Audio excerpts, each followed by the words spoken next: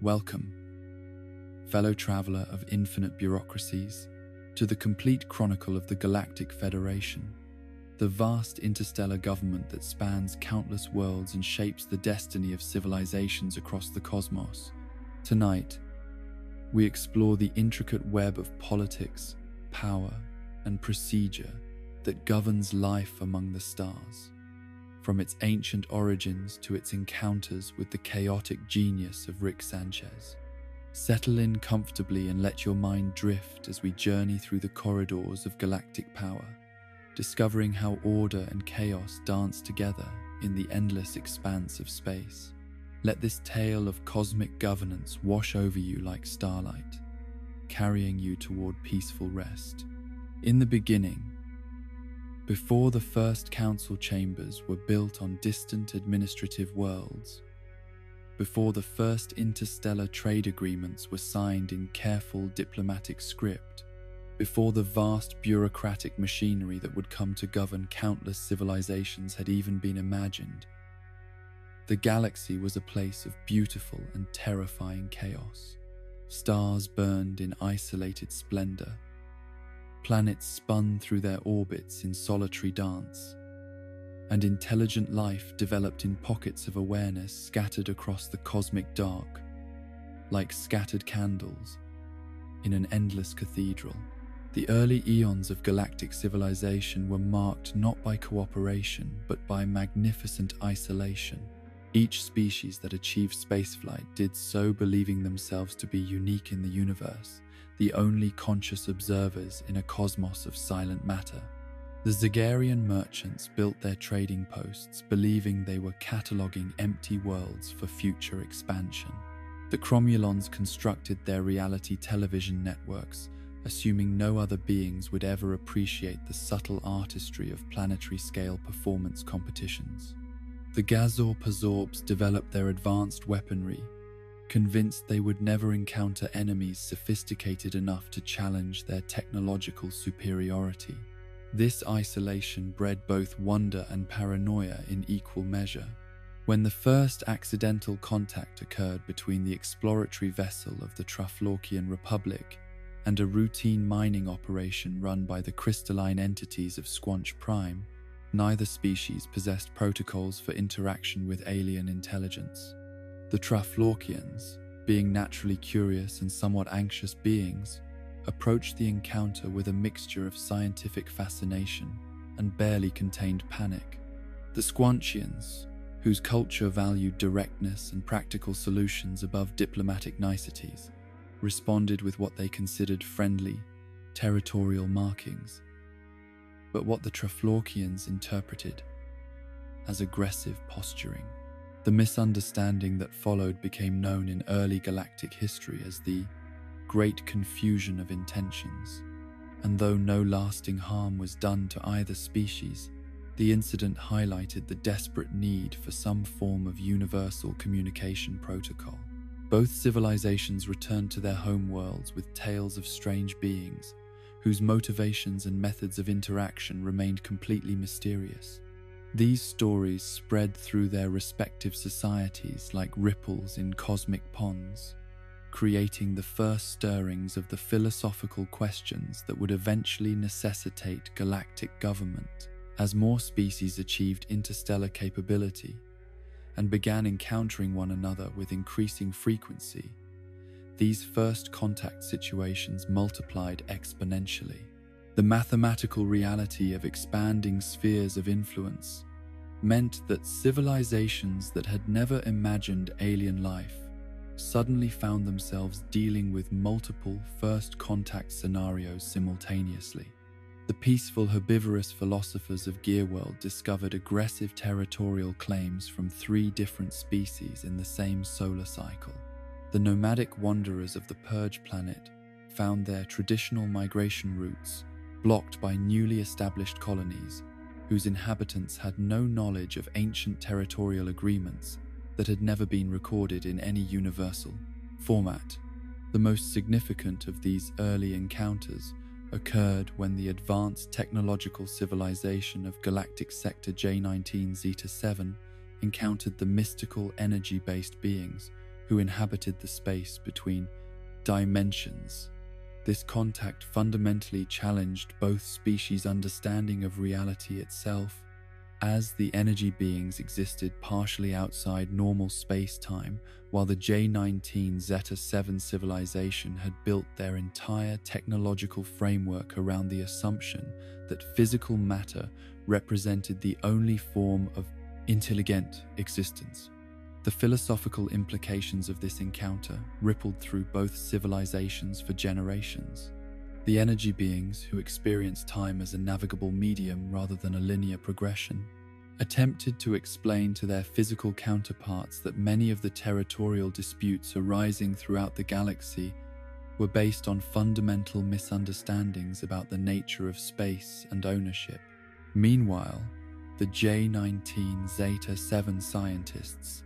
whose entire worldview was built around measurable physical phenomena, struggled to develop instruments capable of detecting or communicating with beings who existed primarily as organized patterns of quantum probability. These early contact scenarios revealed that the challenges of galactic civilization extended far beyond simple language barriers or cultural differences.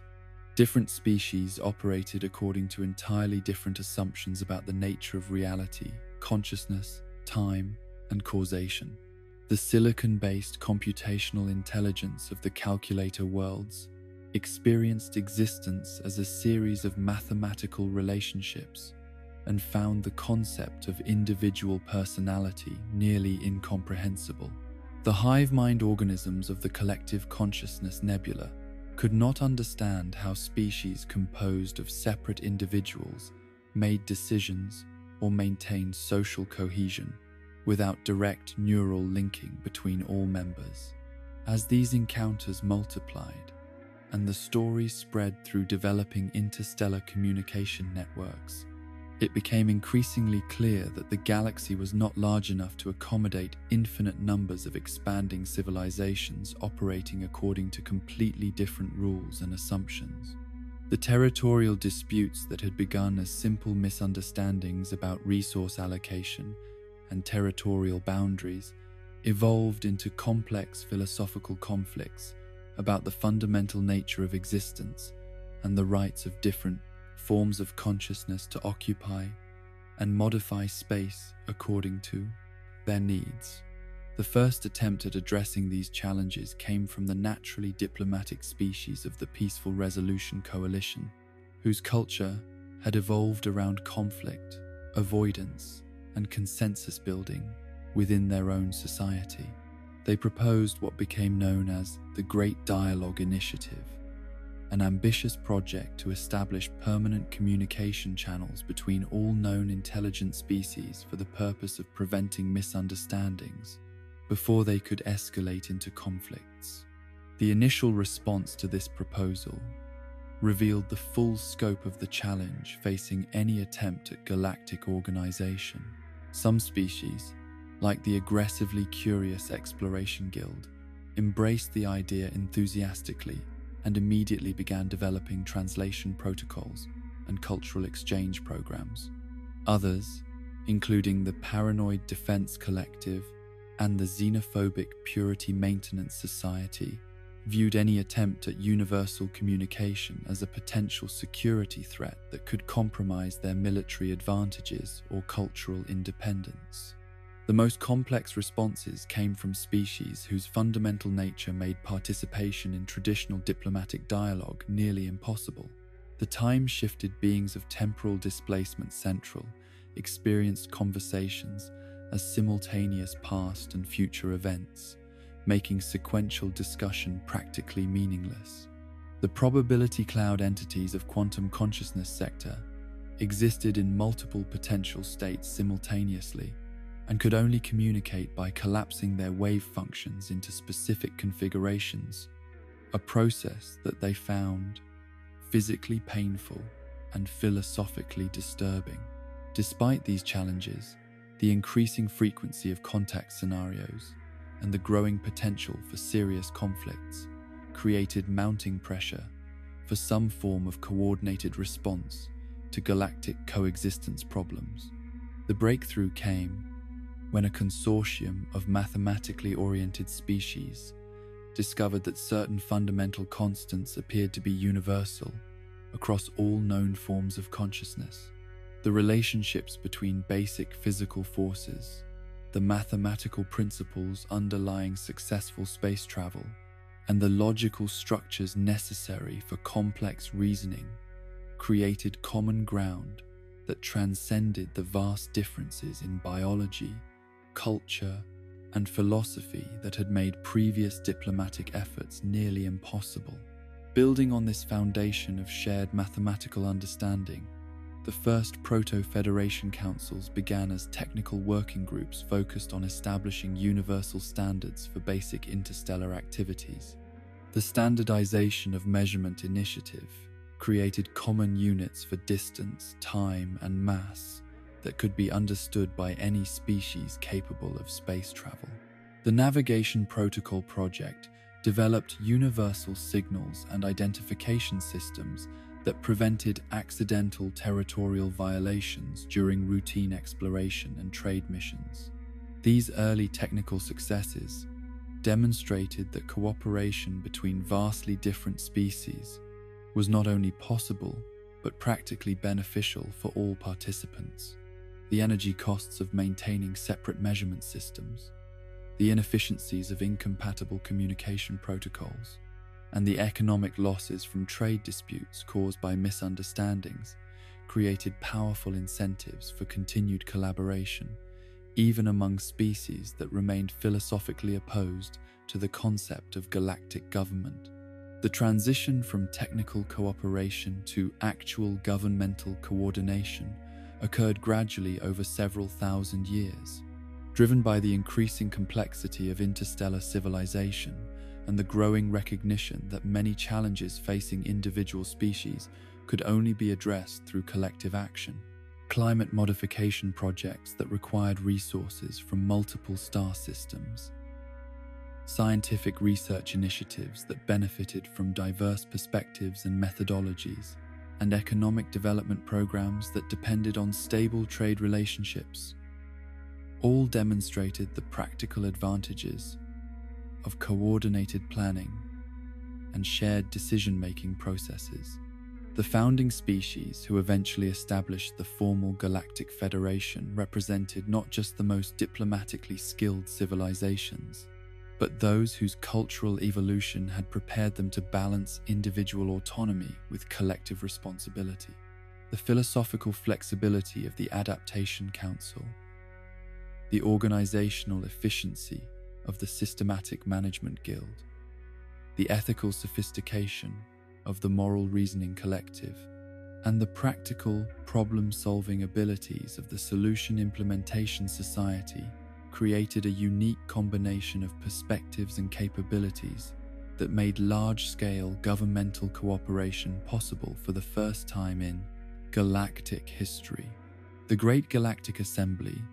that formally established the Federation Charter took place over the course of several centuries, with representatives from founding species meeting in rotating locations to accommodate the diverse environmental and cultural needs of participants.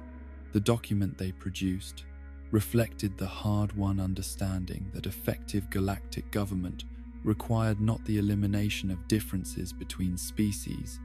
but the development of systems flexible enough to accommodate infinite diversity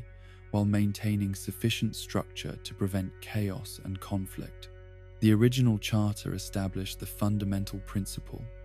that would guide Federation policy for millennia: the recognition that diversity of thought, culture, and approach represented not an obstacle to effective governance, but the greatest strength available to any organization attempting to address challenges of cosmic scope and complexity. This philosophical foundation would prove essential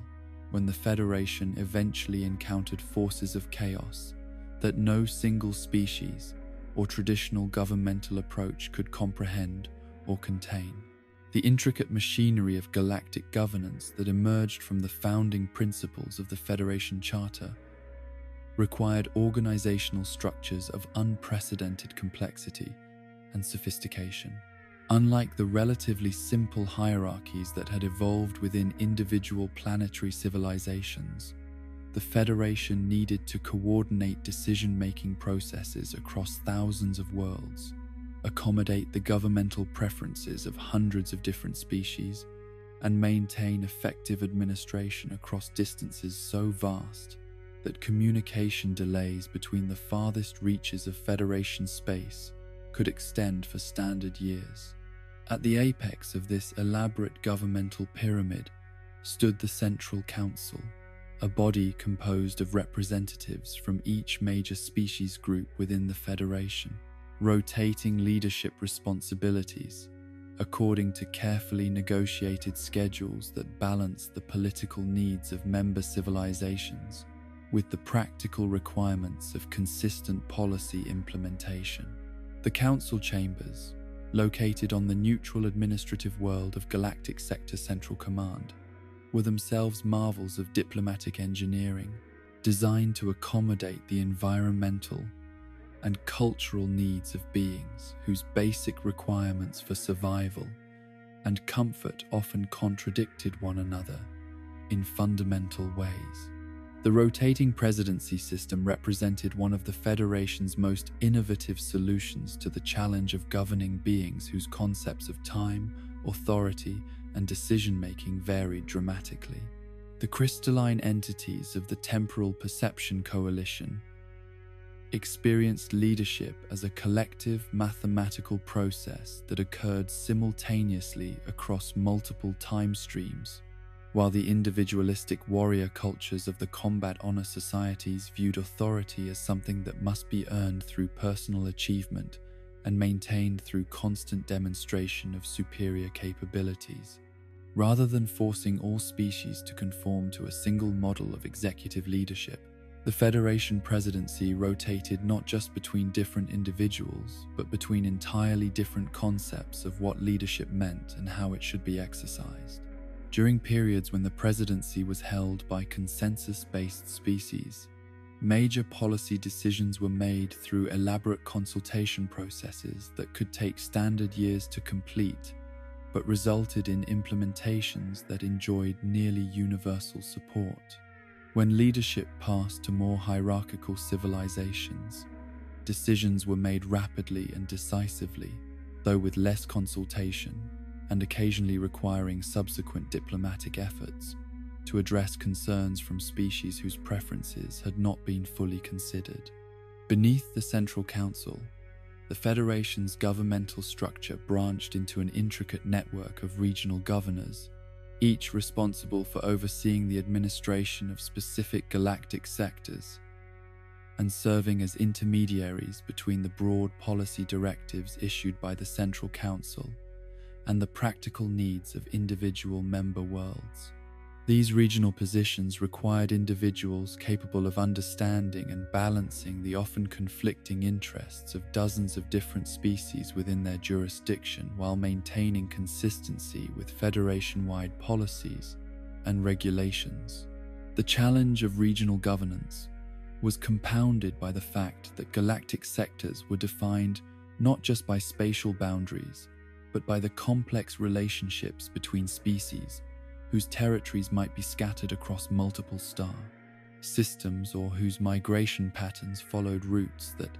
ignored traditional astronomical divisions. The nomadic species of the Wandering Fleet Collective maintained territorial claims that moved through space according to ancient orbital patterns, while the dimensional phase beings of the Reality Shift Consortium existed partially outside normal space and claimed jurisdiction over areas defined by quantum probability rather than physical location. Regional governors therefore needed to master not just traditional diplomatic and administrative skills, but also advanced mathematics, quantum physics, temporal mechanics, and xenopsychology in order to understand and effectively govern the diverse populations under their jurisdiction. The Federation Academy for Regional Administration became one of the most prestigious and demanding educational institutions in known space. with graduation rates measured in single digits and training programs that lasted for decades, even by the standards of long-lived species. The bureaucratic infrastructure that supported these high-level governmental functions represented perhaps the Federation's greatest organizational achievement. The development of administrative systems capable of processing information from thousands of worlds, coordinating policies across hundreds of different legal and cultural traditions,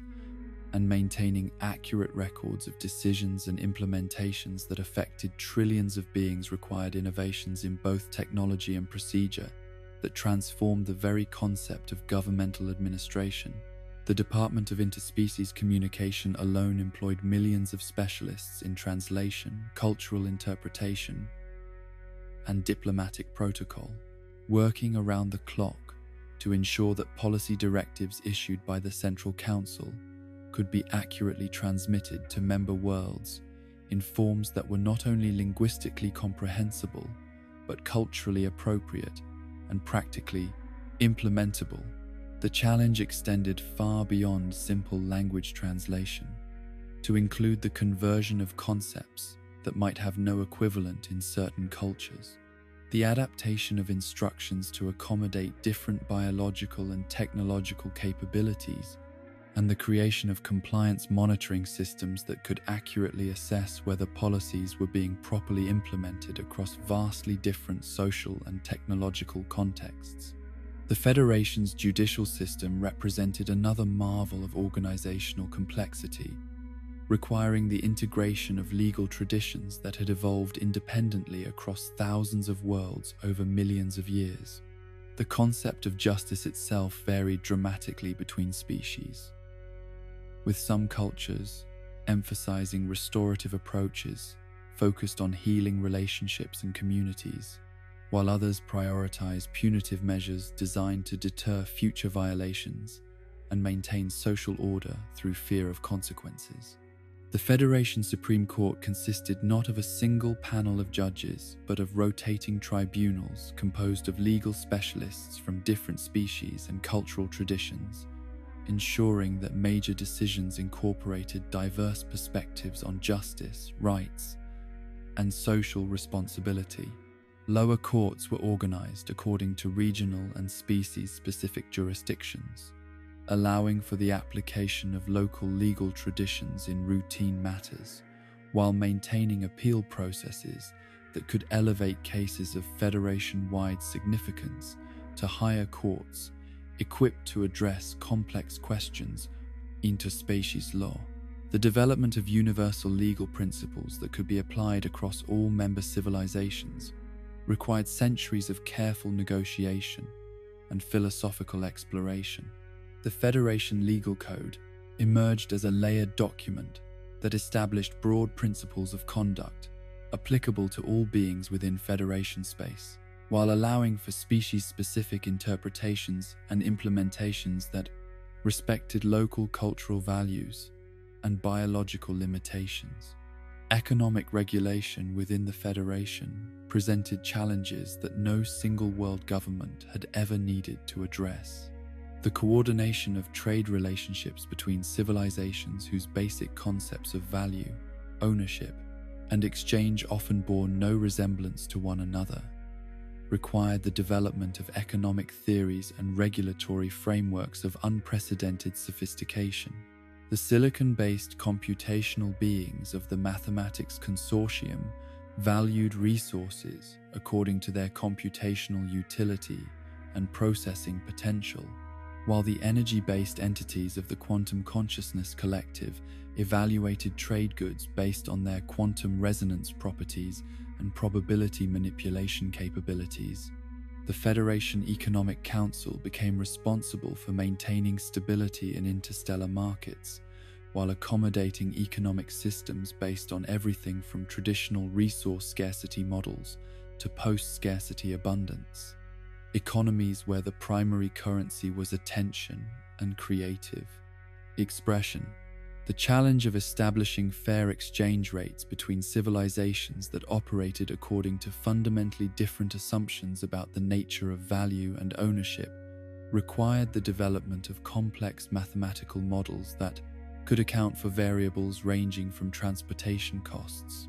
across interstellar distances to the cultural significance of particular resources within specific species' social and religious traditions.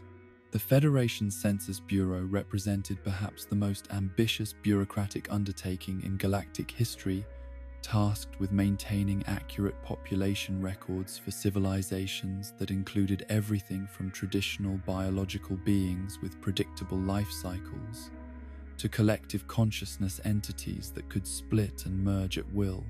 energy-based beings whose individual identity was fluid and contextual, and synthetic intelligence networks whose population could be measured in discrete units or as continuous distributions depending on how one defined individual consciousness.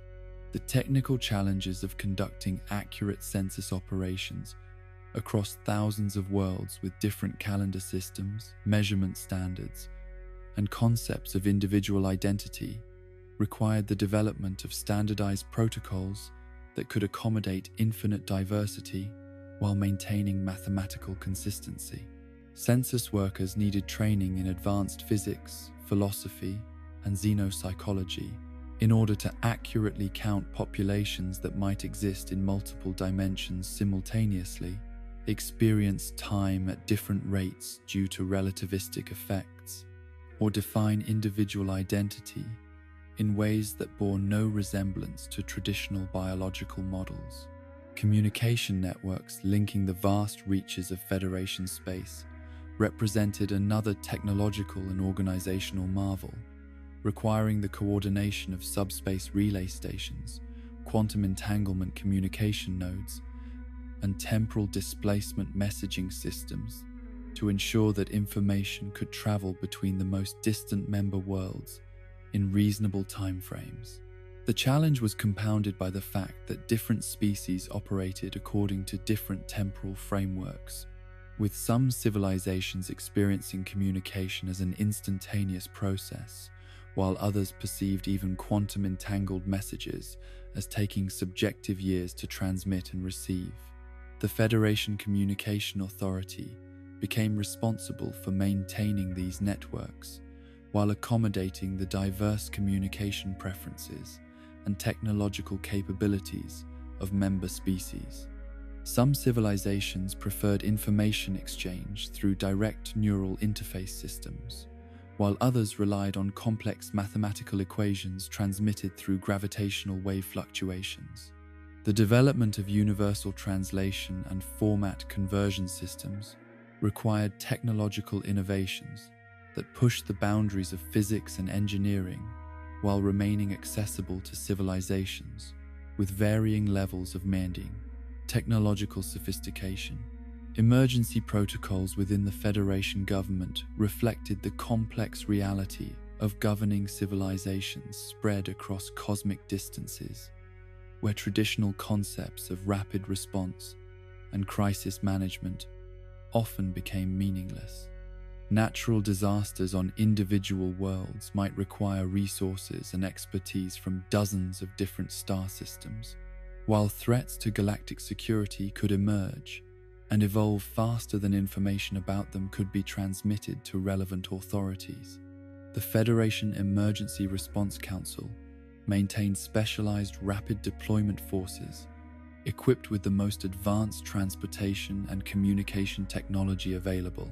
capable of responding to crises that ranged from planetary evacuation scenarios to dimensional stability threats that could affect multiple star systems simultaneously. These forces required training in everything from traditional disaster relief and medical assistance to exotic physics and dimensional engineering, preparing them to address challenges that might have no precedent in galactic history. The hierarchy of emergency response authority reflected the careful balance between rapid decision-making capability and democratic accountability that characterized all Federation governmental structures. Regional governors possessed broad emergency powers that allowed them to mobilize resources and coordinate responses to local crises without waiting for authorization from the Central Council, while maintaining communication protocols that ensured higher authorities remained informed and could provide additional resources or override local decisions if broader implications became apparent.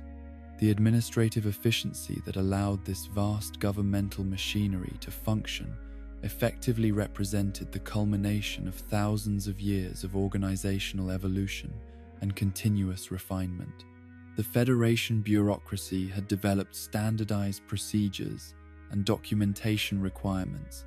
that could accommodate the diverse administrative preferences of member species while maintaining consistency and accountability across all governmental functions. The famous efficiency of Federation administration became legendary throughout known space,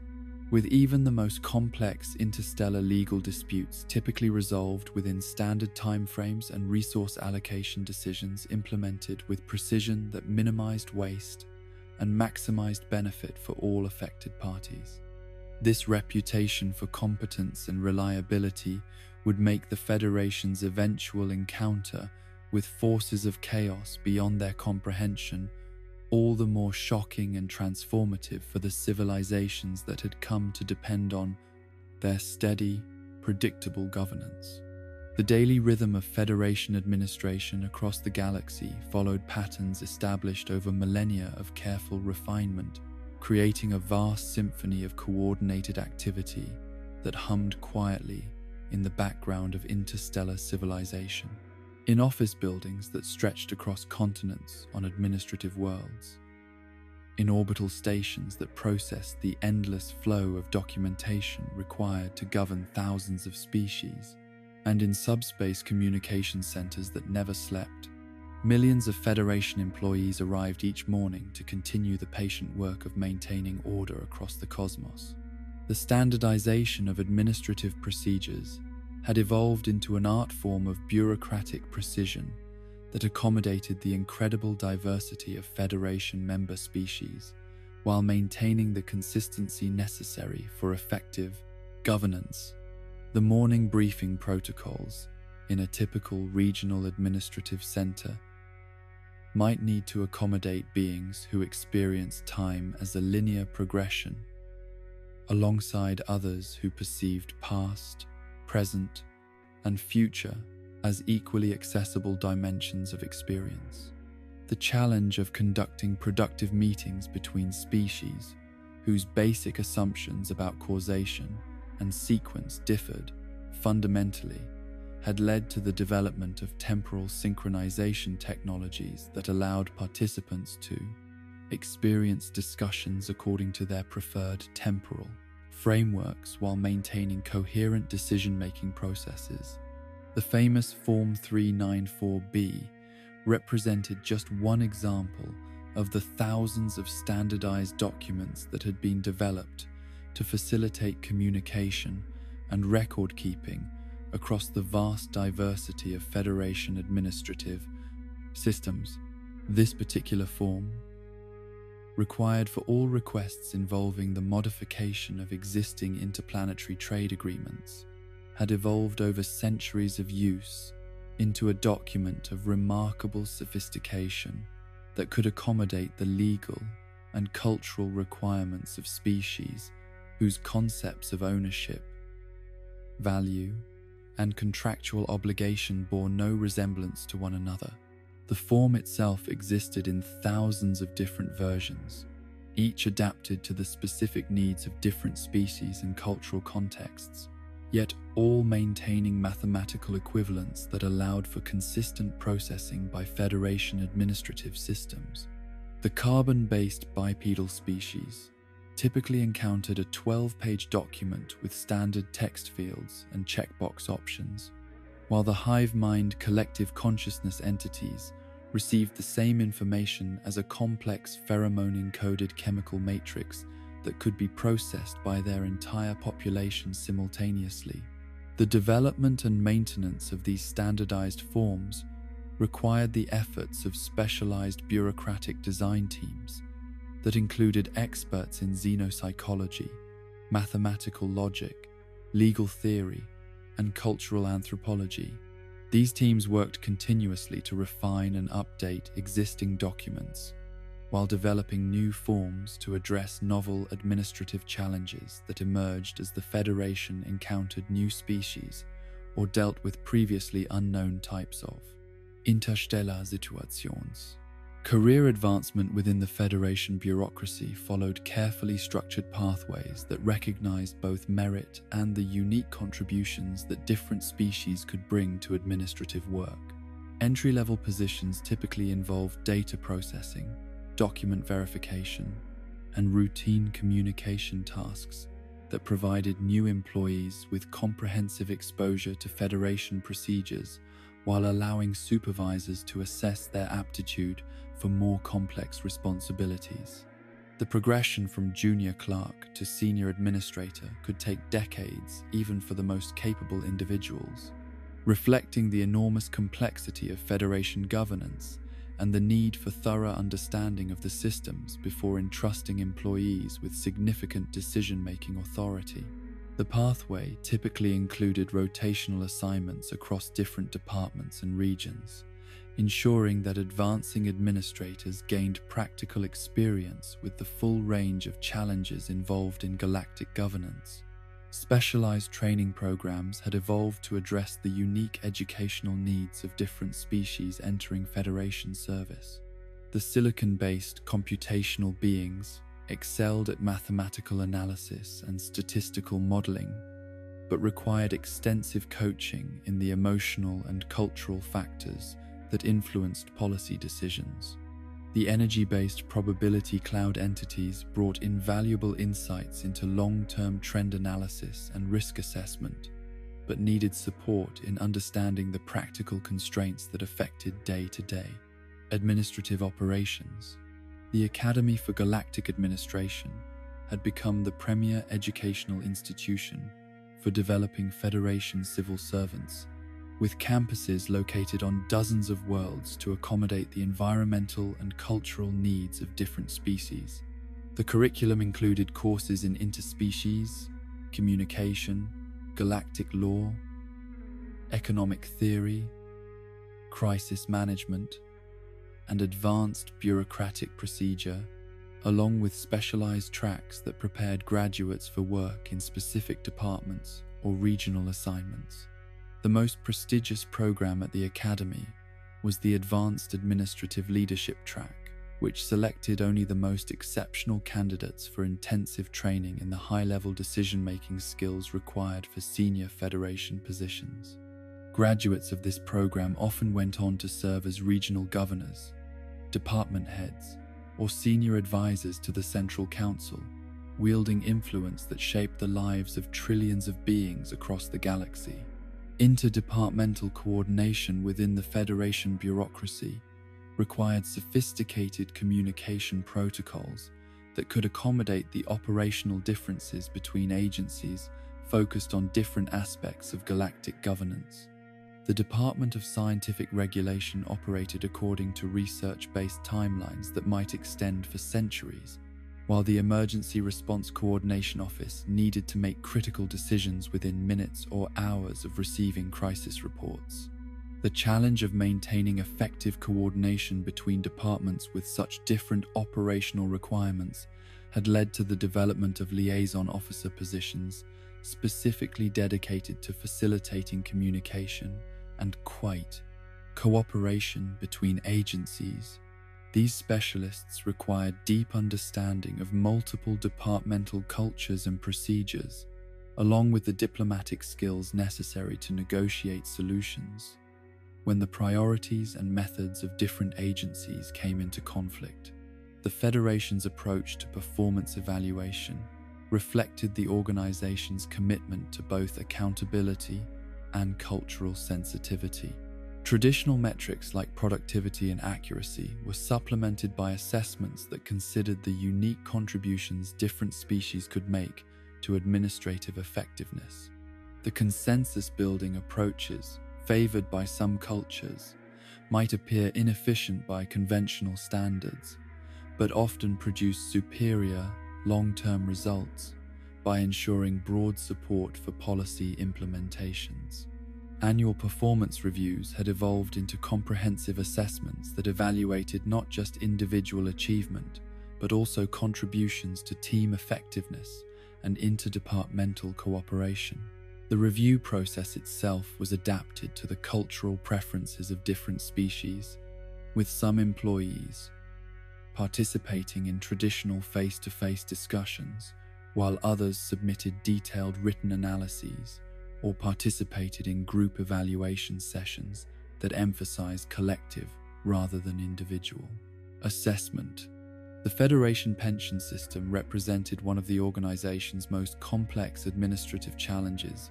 requiring the coordination of retirement benefits for beings whose lifespans varied from standard decades to geological eras.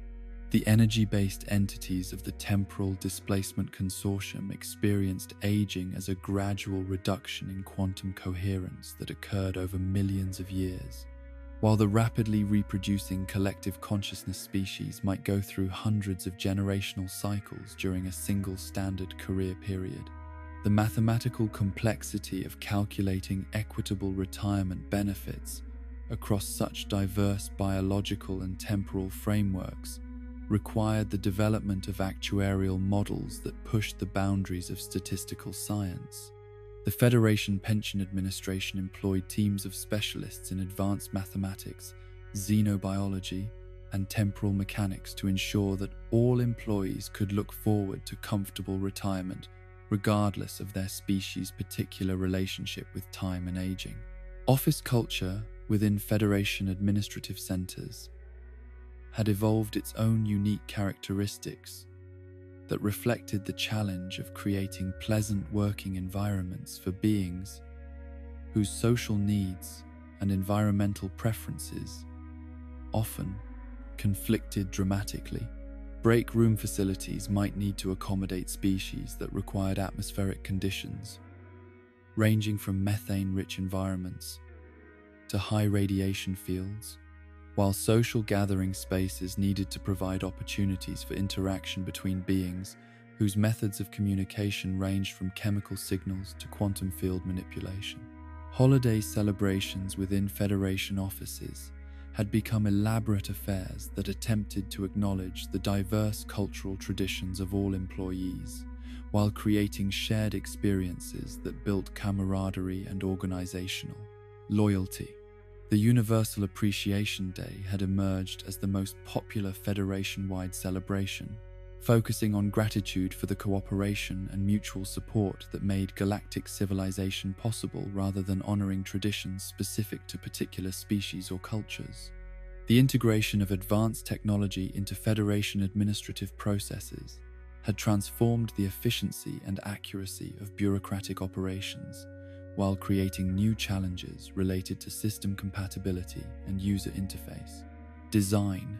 The automated document processing systems needed to accommodate input methods ranging from traditional text entry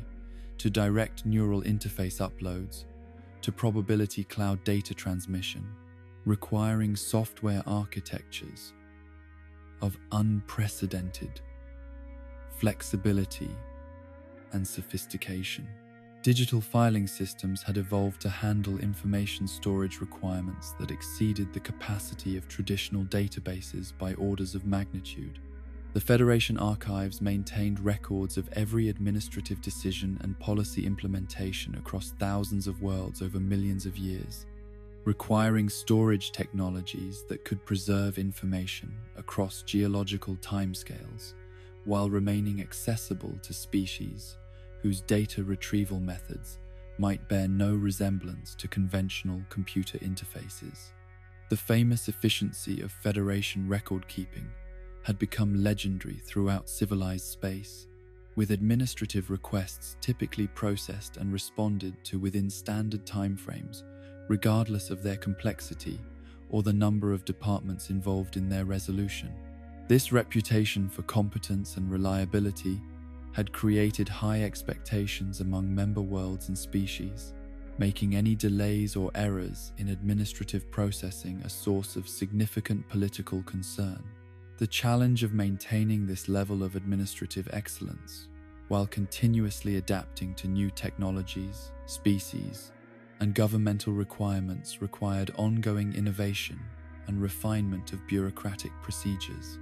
The Federation Department of Administrative Efficiency maintained dedicated research teams focused on identifying opportunities for improvement and developing solutions to emerging challenges in governmental operations.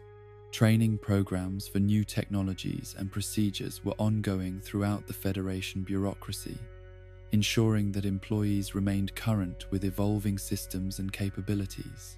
The rapid pace of technological advancement meant that administrative skills that had been cutting edge just a few years earlier might become obsolete, requiring continuous learning and adaptation from all levels of the organization. The pride that Federation employees took in their work reflected the understanding that their daily efforts contributed to the maintenance of peace, prosperity, and cooperation across the galaxy. The knowledge that their careful attention to detail and consistent application of established procedures helped prevent conflicts, facilitate trade, and protect the rights of trillions of beings provided meaning and purpose that transcended the routine nature of many administrative tasks. This dedication to excellence and service would make the eventual encounter with forces of chaos that could not be contained or regulated through traditional bureaucratic methods all the more shocking and transformative for an organization whose entire identity had been built around the assumption that any problem could be solved through proper procedure, adequate documentation, and sufficient attention to detail. The military structure of the Galactic Federation evolved from the recognition that even the most sophisticated diplomatic and administrative systems could not address every challenge that arose in a universe containing billions of intelligent species with conflicting interests, territorial ambitions, and philosophical differences that occasionally erupted into violence, requiring intervention by organized peacekeeping forces. The development of Federation military capabilities represented a careful balance between the need for effective security enforcement and the philosophical commitment to peaceful resolution of conflicts that had guided the organization since its founding. The Federation Defense Force emerged as a unique military organization that bore little resemblance to traditional planetary armies or navies, requiring the integration of tactical doctrines, weapons technologies, and command structures developed by hundreds of different species over millions of years of independent military evolution. The challenge of creating effective combat units from beings whose concepts of warfare, strategy, and acceptable casualties varied dramatically had led to the development of military training programs that were as much about cultural integration and philosophical alignment as they were about weapons proficiency and tactical coordination. Basic military training for Federation forces began with intensive courses in interspecies, cooperation, and conflict de-escalation, reflecting the organization's commitment to using force only as a last resort after all diplomatic and administrative solutions had been exhausted. Recruits learned not just how to operate advanced weapons systems and coordinate complex military maneuvers, but also how to recognize cultural misunderstandings that might be mistaken for hostile intentions, and how to communicate effectively with beings whose social structures and decision-making processes bore no resemblance to their bakings, mesemblance, own. The physical challenges of military training were compounded by the need to accommodate species with vastly different biological capabilities and limitations. Training facilities required environments that could safely support beings who breathed methane alongside others, who required high radiation atmospheric conditions, while combat exercises needed to account for participants whose physical forms ranged from traditional humanoid bipeds to gaseous cloud entities whose interaction with solid matter was purely voluntary. Advanced combat training programs had evolved sophisticated simulation technologies that could replicate the environmental conditions and tactical challenges that Federation forces might encounter across thousands of different worlds, dimensional configurations. The holographic training environments could simulate combat scenarios involving everything from traditional ground warfare on terrestrial planets to complex three-dimensional battles in zero-gravity environments to exotic situations involving temporal displacement effects or dimensional, phase-shifting technologies. The weapons technology available to Federation forces represented the culmination of millions of years of military development across hundreds of civilizations, creating arsenals of unprecedented sophistication and destructive capability. Standard issue equipment for Federation security personnel included energy weapons that could be calibrated to provide non-lethal, stunning effects for crowd control situations, or devastating destructive power capable of penetrating the most advanced defensive technologies known to galactic science.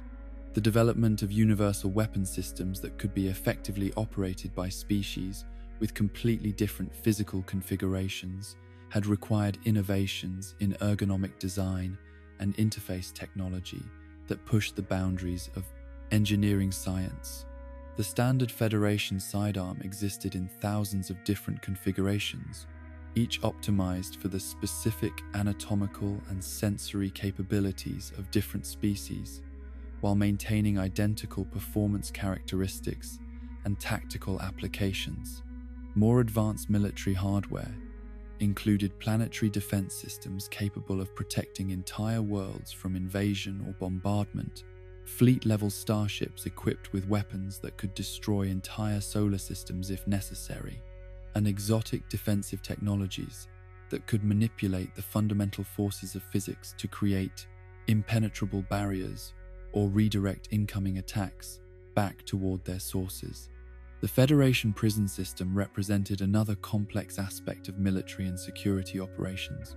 requiring facilities that could safely contain criminals from species whose capabilities and biology made traditional incarceration methods ineffective or inappropriate. The energy-based beings of the Probability Consciousness Collective could not be contained by physical barriers, while the temporal displacement entities of the Time Shift Consortium could potentially escape from any prison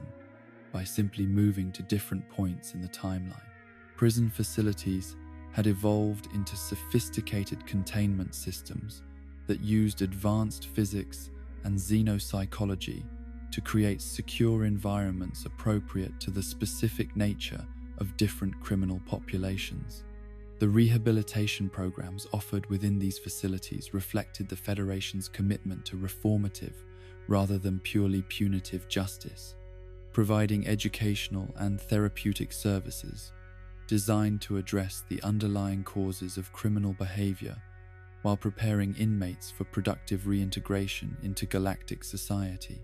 The maximum security facilities housed the most dangerous criminals in known space, including beings whose crimes had threatened entire civilizations or whose capabilities made them ongoing risks to galactic stability. These facilities required security measures that bordered on the scientifically impossible, using technologies that manipulated fundamental forces and dimensional barriers to ensure that no escape was possible regardless of the exotic abilities or technologies available to the inmates. Interplanetary crime investigation had evolved into one of the most sophisticated law enforcement disciplines in galactic history, requiring investigators capable of analyzing evidence left by beings whose methods of interaction with physical matter might be completely alien to conventional forensic science. Crimes committed by gaseous entities might leave traces detectable only through atmospheric composition analysis, while temporal displacement criminals could potentially alter past events in ways that eliminated evidence of their activities from the present timeline. The Federation Bureau of Investigation had developed investigative techniques that incorporated advanced physics, xenopsychology, and temporal mechanics to solve crimes that transcended the boundaries of conventional police work.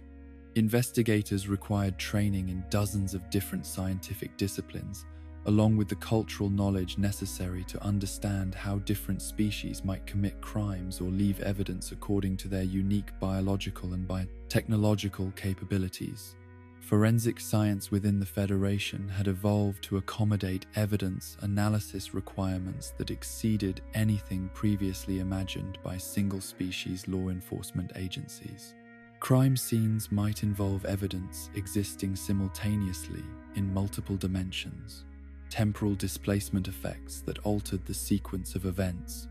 or biological traces left by beings whose basic life processes violated the assumptions underlying traditional forensic methodologies. The development of universal evidence analysis techniques required the collaboration of scientific specialists from hundreds of different civilizations, creating forensic laboratories equipped with analytical instruments that could detect and analyze virtually any form of physical evidence, regardless of its exotic nature or dimensional properties. These facilities represented some of the most advanced scientific installations in known space, pushing the boundaries of physics and chemistry in service of criminal justice. Special task forces within the Federation military had evolved to address threats that exceeded the capabilities of conventional peacekeeping forces, including situations involving advanced technologies that could destabilize entire star systems, or dimensional anomalies that threatened the stability of space-time itself. These elite units required personnel with exceptional capabilities and training, often recruited from species whose natural abilities made them uniquely suited for dealing with exotic threats. The Dimensional Anomaly Response Team specialized in situations involving unauthorized portal technology, temporal displacement effects, or other violations of the fundamental laws governing space-time relationships. Team members required advanced degrees in theoretical physics, along with practical experience in exotic technology assessment and containment protocols that could prevent localized dimensional instabilities from spreading to affect broader regions of space. The Exotic Technology Assessment Division focused on threats involving advanced scientific developments that exceeded the technological capabilities of conventional Federation forces. These specialists maintained expertise in cutting-edge research areas that pushed the boundaries of known science, allowing them to develop countermeasures for weapons or defensive systems that utilized previously unknown physical principles or applications. The ethics of military intervention in conflicts between member worlds represented one of the most complex philosophical challenges facing Federation leadership, requiring careful balance between respect for local autonomy and the responsibility to protect innocent populations from violence and oppression. The Federation Charter established strict guidelines for military intervention, permitting the use of force only in situations where diplomatic solutions had been exhausted and where the potential for large-scale civilian casualties or humanitarian disasters justified overriding normal principles of non-interference. Military intervention protocols required approval from multiple levels of Federation government, ensuring that decisions to deploy force were made only after careful consideration of all alternatives and with full understanding of the potential consequences for all affected populations. The complexity of these approval processes reflected the organization's commitment to using military force only as a tool of last resort in service of broader humanitarian and peacekeeping objectives. Intelligence gathering networks throughout Federation space provided the information necessary for effective military planning and threat assessment, maintaining surveillance capabilities that could monitor potential security risks across thousands of worlds while respecting the privacy rights and civil liberties of member populations. The balance between security needs and individual privacy had required the development of sophisticated oversight systems that ensured intelligence activities remained focused on legitimate security concerns rather than political, surveillance, or social control. The Federation Intelligence Service operated under strict legal and ethical guidelines that required judicial approval for most surveillance activities and maintained rigorous internal oversight mechanisms to prevent abuse of intelligence-gathering capabilities. The organization's reputation for ethical conduct and respect for civil liberties had been essential in maintaining the trust and cooperation of member worlds, whose support was necessary for effective intelligence operations. Cooperation with local law enforcement agencies on member worlds required careful coordination between Federation security forces and planetary authorities, who might operate according to completely different legal traditions and procedural requirements. The development of joint operational protocols had taken centuries of negotiation and refinement, creating systems that respected local sovereignty while ensuring effective coordination when situations required resources or expertise beyond the capabilities of planetary authorities. The training programs that prepared Federation personnel for cooperation with local authorities included intensive courses in comparative legal systems, cultural sensitivity, and diplomatic protocol, ensuring that joint operations enhanced rather than undermined relationships between Federation forces and member world populations. The success of these cooperative relationships had been essential in maintaining the legitimacy and effectiveness of Federation security operations throughout known space. The notorious reputation of certain Federation prison facilities had become legendary throughout civilized space, with maximum security installations like the Galactic Penitentiary Complex serving as symbols of the organization's capability to contain even the most dangerous criminals and exotic threats. These facilities housed beings whose crimes had shocked even the most experienced law enforcement professionals, including individuals whose actions had threatened entire civilizations or whose capabilities made them ongoing dangers to galactic stability. The security measures employed at these facilities pushed the boundaries of available technology and scientific understanding, utilizing containment systems that manipulated fundamental forces and dimensional barriers to ensure that escape remained impossible regardless of the exotic abilities or resources available to the inmates. The psychological impact of knowing that such facilities existed and could contain virtually any threat had served as a powerful deterrent to potential criminals throughout Federation space. The reputation for competence and effectiveness that Federation, military, and security forces had built over millennia of successful peacekeeping operations had created expectations of invincibility that would make their eventual encounter with threats beyond their ability to comprehend or contain all the more shocking and transformative for an organization whose entire identity had been built around the assumption that sufficient preparation, advanced technology, and proper procedures could address any challenge the universe might present. The incredible diversity of intelligent life within the Galactic Federation represented perhaps the most remarkable achievement in the history of conscious evolution, bringing together civilizations whose fundamental nature, biology, and understanding of existence differed so dramatically that their coexistence within a single governmental framework challenged every assumption about the nature of consciousness, society, and cooperative governance. The Federation's member worlds hosted species that ranged from traditional carbon-based biological entities to exotic forms of organized intelligence that existed as patterns of quantum probability, energy matrices, or collective consciousness networks that spanned entire star systems. The silicon-based computational civilizations of the Crystal Mathematics Consortium represented one of the most mathematically sophisticated member groups, existing as living crystalline networks that processed information at speeds that made conventional biological thought appear glacially slow.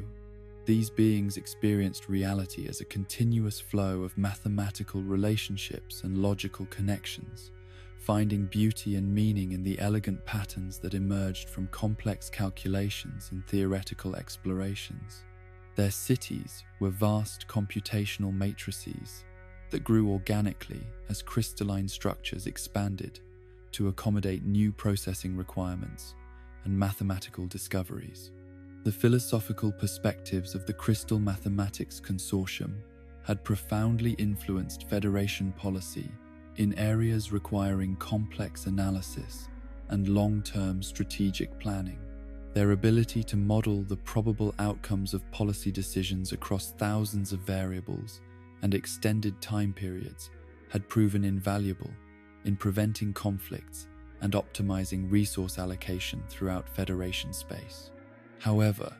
their difficulty in understanding emotional and cultural factors that influenced the behavior of biological species had required the development of specialized liaison programs that helped translate their mathematical insights into forms that other species could appreciate and implement effectively. The energy-based entities of the Quantum Consciousness Collective represented another extreme in the spectrum of Federation membership, existing as organized patterns of electromagnetic and quantum field fluctuations that could manipulate matter and energy through direct interaction with fundamental forces. These beings experienced individuality as a temporary focusing of consciousness within larger field patterns, making their concept of personal identity fluid and contextual in ways that biological species found difficult to comprehend. The Quantum Consciousness Collective had contributed revolutionary advances in energy, manipulation, and dimensional physics to Federation technology, developing transportation and communication systems that operated through direct quantum field manipulation rather than conventional mechanical or electronic processes. Their understanding of the fundamental relationships between consciousness and physical reality had opened new frontiers in scientific research, while challenging basic assumptions about the nature of existence that had previously been taken for granted by biological civilizations. The challenge of accommodating such radically different forms of consciousness within Federation governmental structures had required innovations in democratic participation and representation that pushed the boundaries of political theory. Traditional voting systems based on individual choice became meaningless when applied to collective consciousness entities that might split into thousands of temporary individual perspectives or merge into unified decision-making matrices depending on the nature of the issues under consideration. The Federation had developed innovative representation systems that allowed different types of consciousness to participate in democratic processes according to their fundamental nature, while maintaining mathematical equivalence that ensured fair representation regardless of the exotic forms that intelligence might take. The energy-based entities might participate in policy decisions by creating quantum field resonance patterns that encoded their preferences, while collective consciousness species might contribute through complex pheromone matrices that represented the aggregated wisdom of their entire populations. Cultural preservation policies within the Federation reflected the organization's deep commitment to maintaining the incredible diversity of traditions, artistic expressions, and philosophical perspectives that enriched galactic civilization. The recognition that cultural homogenization would represent a tragic loss of the creative potential that emerged from diversity had led to the development of protection programs that actively supported the continuation of unique cultural practices even when they seemed incompatible with broader Federation values or procedures. The Department of Cultural Preservation maintained extensive archives and support programs that documented and protected the artistic traditions, religious practices, and social customs of member species, recognizing that these cultural expressions often contained insights and wisdom that could benefit the broader galactic community. The challenge of preserving cultures based on sensory experiences that other species could not perceive or appreciate had led to the development of specialized documentation and transmission technologies that could record and share cultural experiences across completely different forms of consciousness. The gaseous collective entities of the atmospheric consciousness nebula had developed artistic traditions based on the manipulation of chemical compositions and atmospheric dynamics that created complex sensory experiences perceptible only to beings capable of direct chemical analysis of their environment. The Federation Cultural Archive had invested enormous resources in developing technologies that could record these atmospheric artworks and translate them into forms that other species could appreciate and understand. Environmental regulations within Federation space reflected the enormous challenge of governing civilizations that had evolved to thrive in conditions ranging from the vacuum of deep space to the crushing pressures and extreme temperatures found in the cores of gas giant planets. The development of universal environmental standards had proven impossible given the incredible diversity of life support requirements among member species, leading instead to flexible zoning systems that allowed different regions of space to be optimized for the needs of specific types of consciousness. The Environmental Compatibility Council had developed sophisticated mapping and management systems that ensured all member species had access to suitable environments for their biological and technological needs, while preventing conflicts between groups whose environmental requirements were mutually incompatible. The orbital habitats constructed around environmentally hostile but strategically important worlds had become marvels of environmental engineering, creating specialized zones that could support multiple types of consciousness within single installations. The challenge of providing healthcare across the incredible diversity of Federation member species had led to the development of medical sciences that bore little resemblance to traditional biological medicine. The concept of disease and healing had to be completely reconceptualized to address the needs of beings whose health might depend on maintaining proper quantum field coherence, optimal mathematical processing speeds, or appropriate chemical composition of their atmospheric medium. The Federation Medical Authority had evolved into a research and treatment organization that combined traditional biological medicine with advanced physics, chemistry, and consciousness studies to address health challenges that ranged from conventional bacterial infections to exotic conditions involving dimensional phase displacement or temporal consciousness fragmentation. Medical facilities throughout Federation space required equipment and expertise that could address virtually any conceivable form of health problem that conscious beings might experience. The treatment of collective consciousness entities presented particularly complex challenges, as medical interventions might need to address problems affecting thousands or millions of individual components while maintaining the integrity of the larger conscious network. The development of network consciousness medicine had required breakthrough discoveries in the fundamental nature of distributed intelligence and the relationships between individual awareness and group consciousness that had implications far beyond medical applications.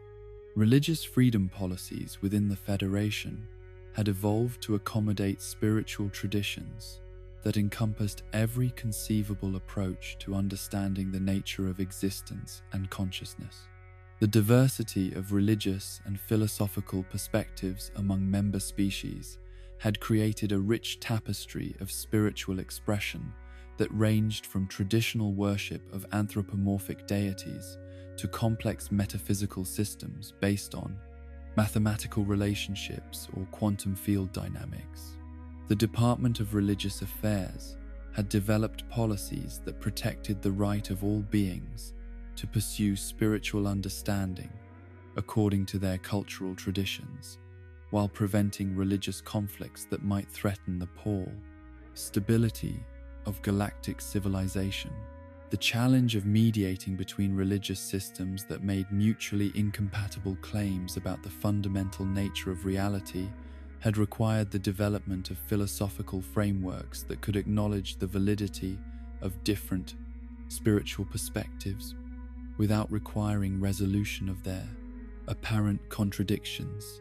The energy-based entities of the divine mathematics collective worshipped the underlying mathematical relationships that governed the structure of reality,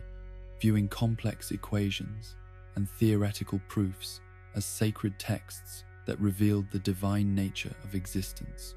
Their religious practices involved group consciousness meditation sessions that explored the implications of advanced mathematical concepts, creating spiritual experiences that were simultaneously intellectual discoveries and transcendent encounters with the infinite. Artistic and entertainment industries within Federation space had exploded into forms of creative expression that transcended anything previously imagined by single-species civilizations. The collaboration between different types of consciousness had led to artistic works that combined traditional sensory experiences with exotic elements that could only be appreciated by beings with specific biological or technological capabilities, creating multi-layered aesthetic experiences that revealed new dimensions of meaning to different audiences.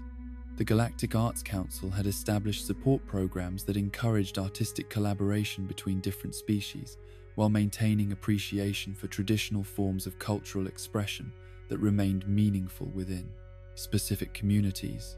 The development of universal translation technologies for artistic works had proven even more challenging than linguistic translation, requiring innovations in sensory conversion and aesthetic interpretation that could convey the emotional and intellectual content of artworks across completely different forms of consciousness. The temporal displacement entities of the Time Art Collective had developed performance traditions that existed simultaneously across multiple time periods, creating artistic experiences that unfolded over centuries or millennia while maintaining coherent aesthetic and emotional development. The challenge of appreciating such extended artistic works had led to the development of temporal perception enhancement technologies that allowed other species to experience time-based art according to its intended temporal framework. Language preservation efforts within the Federation reflected the understanding that linguistic diversity represented one of the most important forms of cultural wealth, with different languages encoding unique ways of understanding and interacting with reality that could be lost forever if not actively protected and maintained. The Federation Linguistic Heritage Project had documented thousands of languages and communication systems, including forms of information exchange that bore no resemblance to conventional spoken or written language. The mathematical communication systems used by computational species encoded information as complex logical relationships that could convey meaning more precisely and efficiently than traditional language, while expressing concepts that had no equivalent in biological communication systems. The challenge of preserving these exotic forms of communication had required the development of universal documentation standards that could record and transmit linguistic information, regardless of its underlying structure or sensory requirements. Integration challenges for newly discovered civilizations represented one of the Federation's most delicate and important responsibilities, requiring careful assessment of each species' cultural, technological, and philosophical readiness for participation in galactic civilization. The process of integration had evolved over millennia into a sophisticated system that respected the autonomy and dignity of new species, while providing the support and resources necessary for successful adaptation to the complex realities of interstellar society. The Department of Species Integration had developed assessment protocols that could evaluate the compatibility between new civilizations and existing Federation structures, while identifying potential areas of conflict or misunderstanding that might require special attention during the integration process. The recognition that forced integration often led to cultural damage and social instability had led to policies that allowed new species to participate in Federation civilization at their own pace and according to their own preferences, capabilities. The discovery of the collective hive mind species of the Unity consciousness worlds had presented particularly complex integration challenges, as their concept of individual identity was so fundamentally different from that of other Federation members that standard diplomatic and governmental procedures were completely inappropriate. The development of specialized integration protocols for collective consciousness species had required years of careful study and experimentation to create participation methods that respected their unique nature while allowing them to contribute effectively to Federation decision-making processes. The ongoing success of Federation diversity policies had created a galactic civilization that was not merely tolerant of differences, but actively enriched by the incredible variety of perspectives, capabilities, and insights that different forms of consciousness brought to shared challenges and opportunities. This diversity had become the Federation's greatest strength, providing resources for addressing problems and pursuing opportunities that no single species could have imagined or achieved independently, while creating a richness of experience and understanding that made galactic civilization infinitely more interesting and rewarding than any monocultural alternative could have been. The economic framework that governed trade and commerce throughout Galactic Federation space represented one of the most ambitious attempts at financial coordination in the history of conscious civilization, requiring the integration of economic systems that had evolved independently across thousands of worlds over millions of years, according to fundamentally different assumptions about the nature of value, ownership, and exchange. The challenge of creating stable economic relationships between civilizations whose basic concepts of wealth and commerce bore no resemblance to one another had led to innovations in monetary theory and trade regulation that pushed the placed boundaries of economic science into entirely new territories. The Federation credit system emerged as the solution to the seemingly impossible problem of establishing universal currency among species whose economic foundations ranged from traditional scarcity-based resource allocation to post-scarcity abundance economies, where the primary medium of exchange was creative expression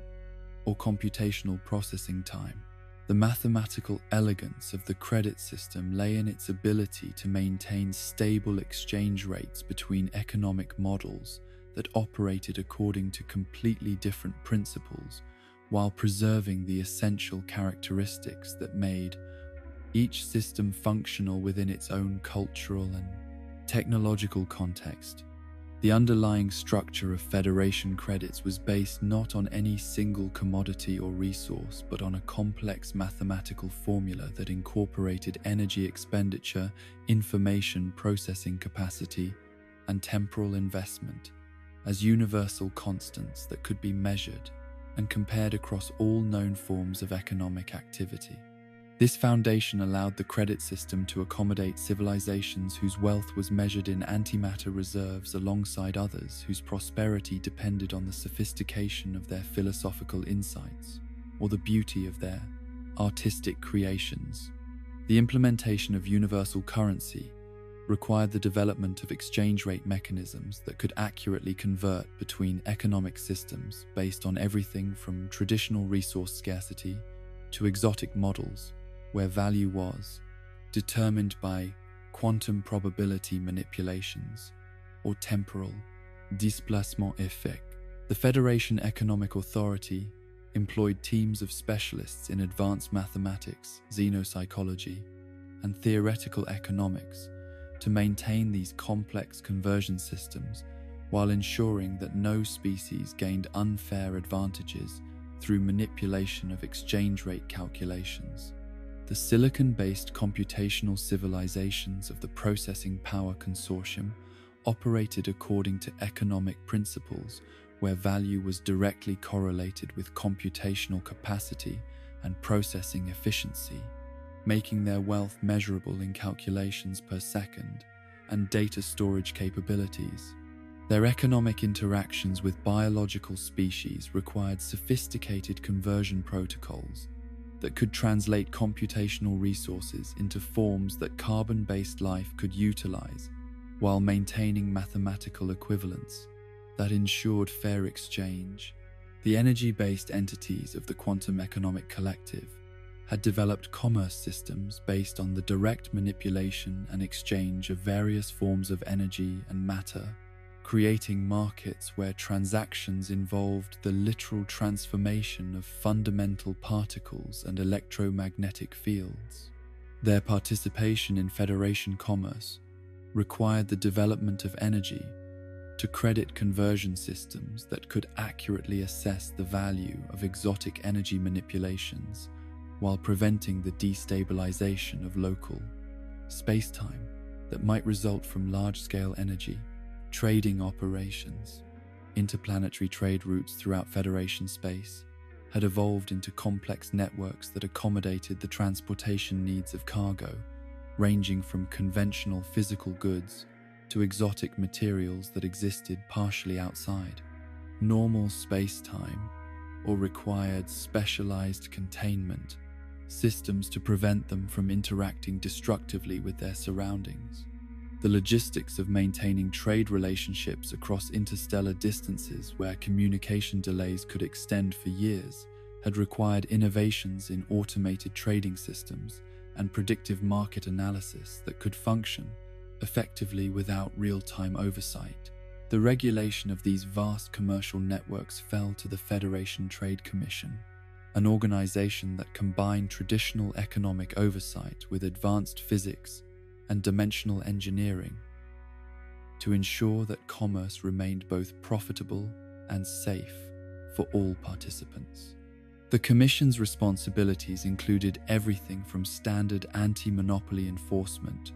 to the prevention of temporal paradoxes that might result from trade in goods that existed simultaneously in multiple time periods. The challenge of preventing unfair trading practices among species whose fundamental nature made conventional regulatory approaches meaningless had led to the development of exotic enforcement mechanisms that could address violations committed by beings whose crimes might involve the manipulation of quantum probability or the alteration of past events to create advantageous trading conditions. The Temporal Commerce Enforcement Division specialized in investigating and prosecuting trading violations that occurred across multiple time periods simultaneously.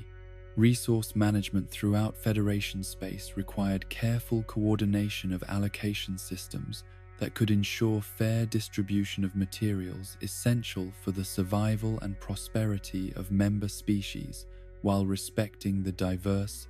ways that different civilizations utilized and valued natural resources. The challenge was compounded by the fact that resources considered vital by some species might be completely useless or even harmful to others, while materials that some civilizations treated as waste products might represent crucial strategic resources for different types of consciousness. The Federation Resource Allocation Council had developed distribution systems that optimized resource utilization across the entire membership while maintaining sufficient reserves to address emergency needs and supporting research into alternative resources that could reduce dependencies on materials available only from limited sources. The mathematical complexity of these optimization calculations required computational resources that pushed the limits of available technology while incorporating variables that ranged from conventional supply and demand relationships to exotic factors like temporal stability requirements and dimensional compatibility constraints. The rare element known as Galaxian crystals presented particularly complex resource management challenges, as these materials were essential for advanced portal technology and dimensional stabilization systems, but existed naturally only in regions of space where conventional mining operations were impossible due to extreme gravitational effects and temporal distortions. The development of specialized extraction technologies and the negotiation of mining rights with the energy-based entities who could safely operate in such environments had required years of diplomatic and economic negotiations. The Federation Stock Exchange had evolved into a trading institution unlike anything previously imagined by single-species economies, facilitating investment opportunities in everything from traditional manufacturing and resource extraction to exotic ventures involving dimensional exploration and consciousness enhancement research. The complexity of evaluating investment opportunities that might involve technologies or business models completely alien to conventional economic analysis had led to the development of specialized assessment techniques that combined traditional financial analysis with advanced xenopsychology and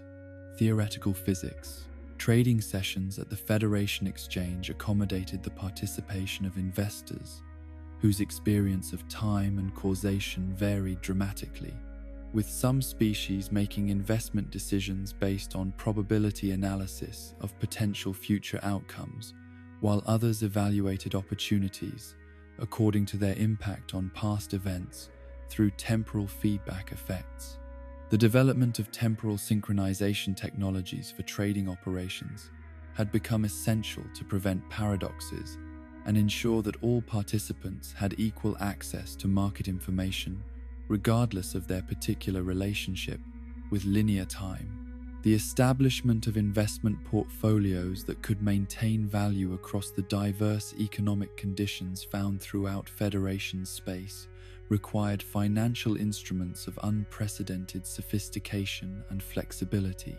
Portfolio management systems needed to account for variables ranging from conventional market fluctuations to exotic risks like dimensional instability, temporal displacement effects, and changes in fundamental physical constants that might affect the viability of certain types of investments.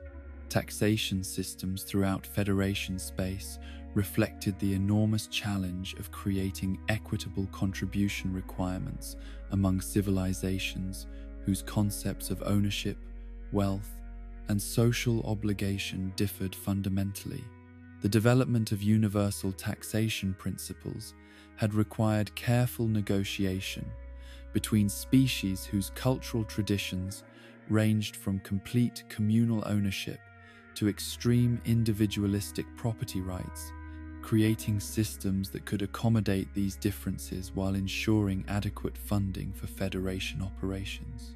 The Federation Revenue Service had evolved sophisticated assessment techniques that could evaluate the taxable capacity of civilizations whose wealth might be measured in everything from traditional material resources to exotic assets like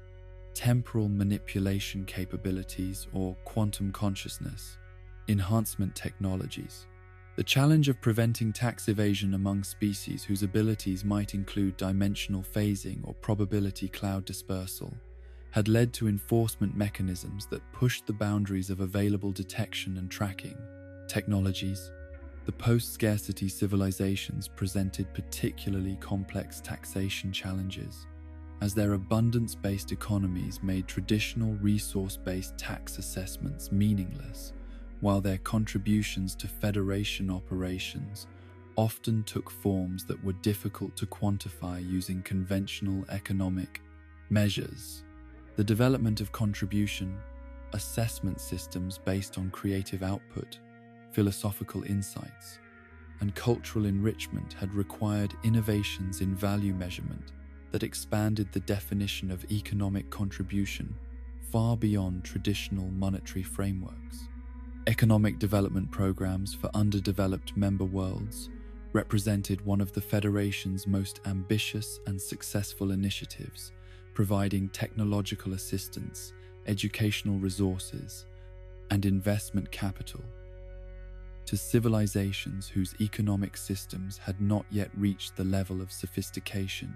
necessary for full participation in galactic commerce. These programs reflected the understanding that the prosperity of individual members contributed to the strength and stability of the Federation as a whole, while respecting the autonomy and cultural preferences of developing civilizations. The Economic Development Authority had created assistance programs that could accommodate the diverse needs and capabilities of species at various stages of technological and social evolution, providing support that enhanced existing strengths rather than imposing external models that might be incompatible with local conditions. The success of these programs had been measured not just in terms of economic growth,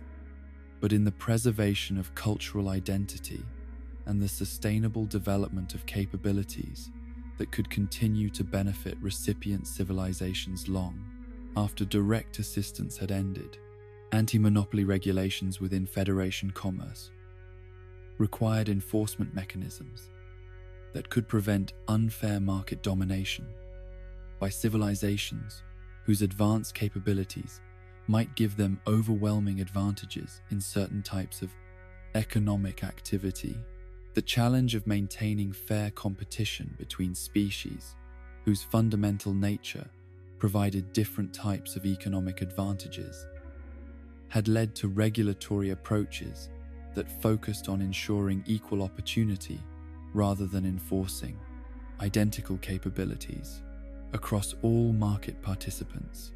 The Federation Competition Authority maintained oversight of commercial activities to prevent the emergence of monopolistic practices, while recognizing that different species naturally excelled in different types of economic activity. The energy-based entities dominated markets involving direct energy manipulation, while silicon-based computational species held advantages in information processing and analysis. But regulations ensured that these natural advantages could not be used to unfairly exclude other species from participation in related markets. Trade dispute resolution throughout Federation space required judicial systems that could address conflicts arising from fundamental differences in how species understood concepts like contract obligations, property rights, and fair dealing. The Federation commercial courts had developed adjudication procedures that could handle disputes between parties whose basic assumptions about the nature of agreements and obligations might be completely incompatible while maintaining consistency with broader Federation legal principles. The complexity of commercial law within Federation space reflected the need to accommodate legal traditions that had evolved independently across thousands of civilizations while maintaining sufficient consistency to enable reliable business relationships and investment planning. The development of universal commercial codes had required centuries of careful negotiation and refinement, creating legal frameworks that could handle virtually any type of commercial dispute while respecting the cultural and philosophical diversity of Federation membership. Emergency economic aid programs provided crucial support for member worlds facing natural disasters, technological failures, or other crises that threatened their economic stability and the welfare of their populations.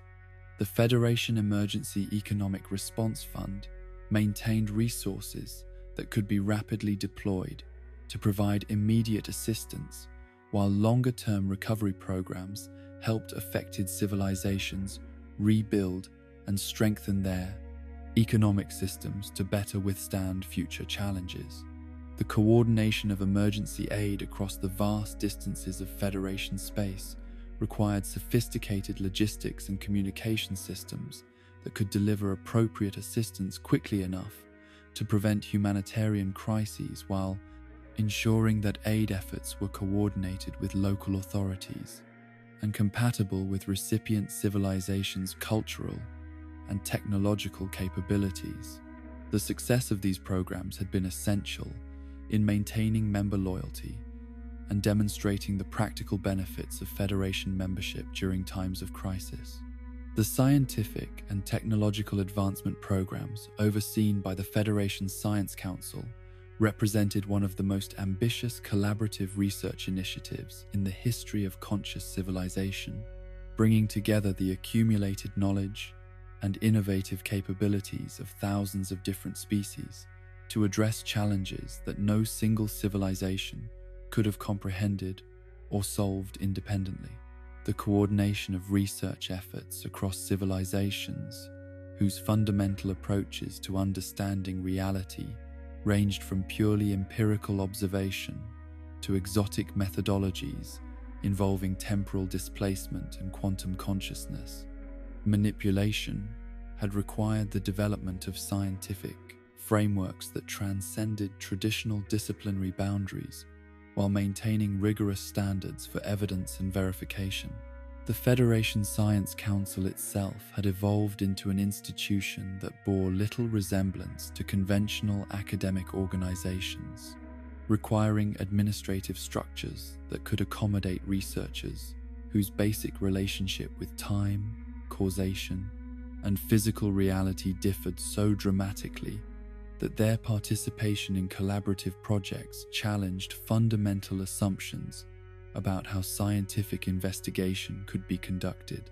The silicon-based computational entities approached research through mathematical modeling and logical analysis that could explore millions of theoretical possibilities simultaneously, while energy-based consciousness researchers investigated phenomena by directly manipulating quantum fields and observing the results through forms of perception that biological species could barely comprehend. The establishment of universal scientific standards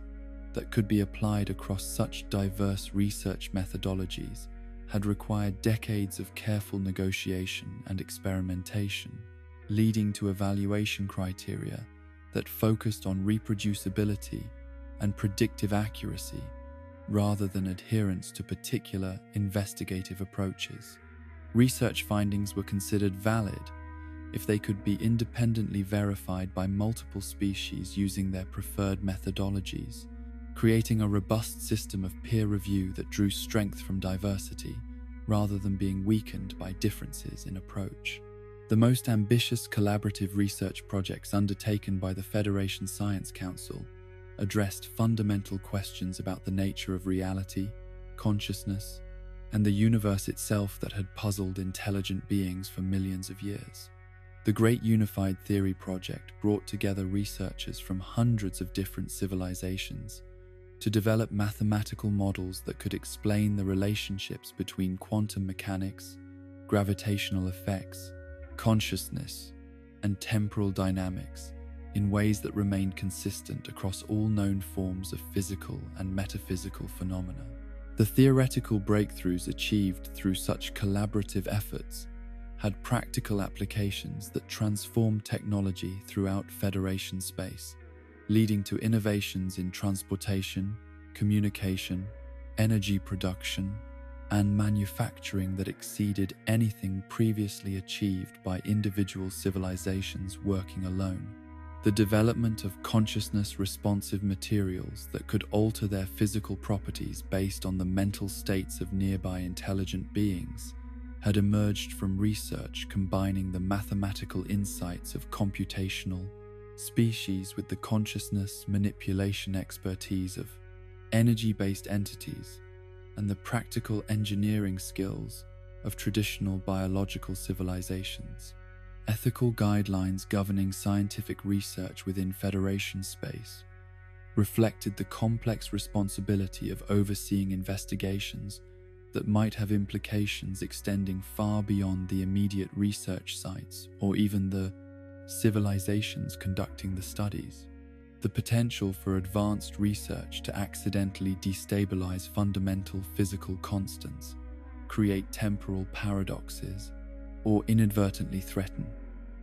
The existence of entire species had led to the development of comprehensive safety protocols and review procedures that evaluated not just the scientific merit of proposed research, but also its potential risks to galactic civilization as a whole. The Federation Research Ethics Committee had evolved into one of the most sophisticated review bodies in known space, employing specialists in advanced physics, xenopsychology, temporal mechanics, and consciousness studies to assess research proposals that might involve everything from conventional laboratory experiments to exotic investigations requiring the manipulation of dimensional barriers or the creation of artificial universes for controlled observation purposes. The committee's responsibilities extended to monitoring ongoing research projects and intervening when studies showed signs of developing unexpected risks or implications that had not been anticipated during the initial review process. The regulation of dangerous experiments and prohibited technologies represented one of the most challenging aspects of Federation science oversight, requiring careful balance between the protection of galactic safety and the preservation of scientific freedom that had been essential to the research breakthroughs that benefited all member civilizations. The classification of certain research areas as too dangerous for unsupervised investigation had been based on careful analysis of historical incidents where scientific accidents had threatened entire star systems or created lasting damage to the fabric of space-time itself. The infamous dimensional cascade incident of the previous millennium had demonstrated the potential for advanced physics research to create catastrophic effects that spread far beyond the original research site,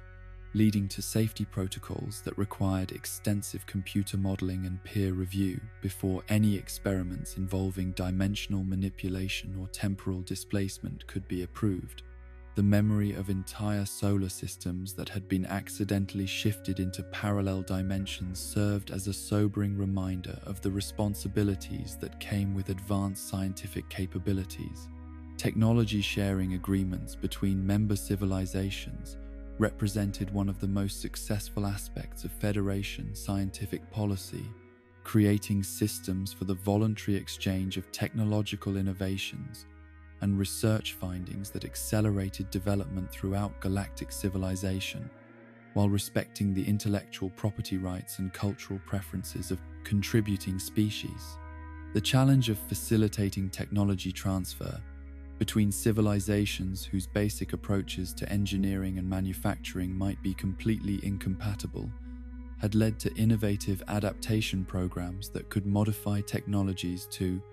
work within different technological and cultural contexts. The universal translator technologies that enabled communication between species with completely different sensory capabilities and linguistic structures had emerged from collaborative research projects that combined the pattern recognition expertise of computational civilizations with the consciousness interface capabilities of energy-based entities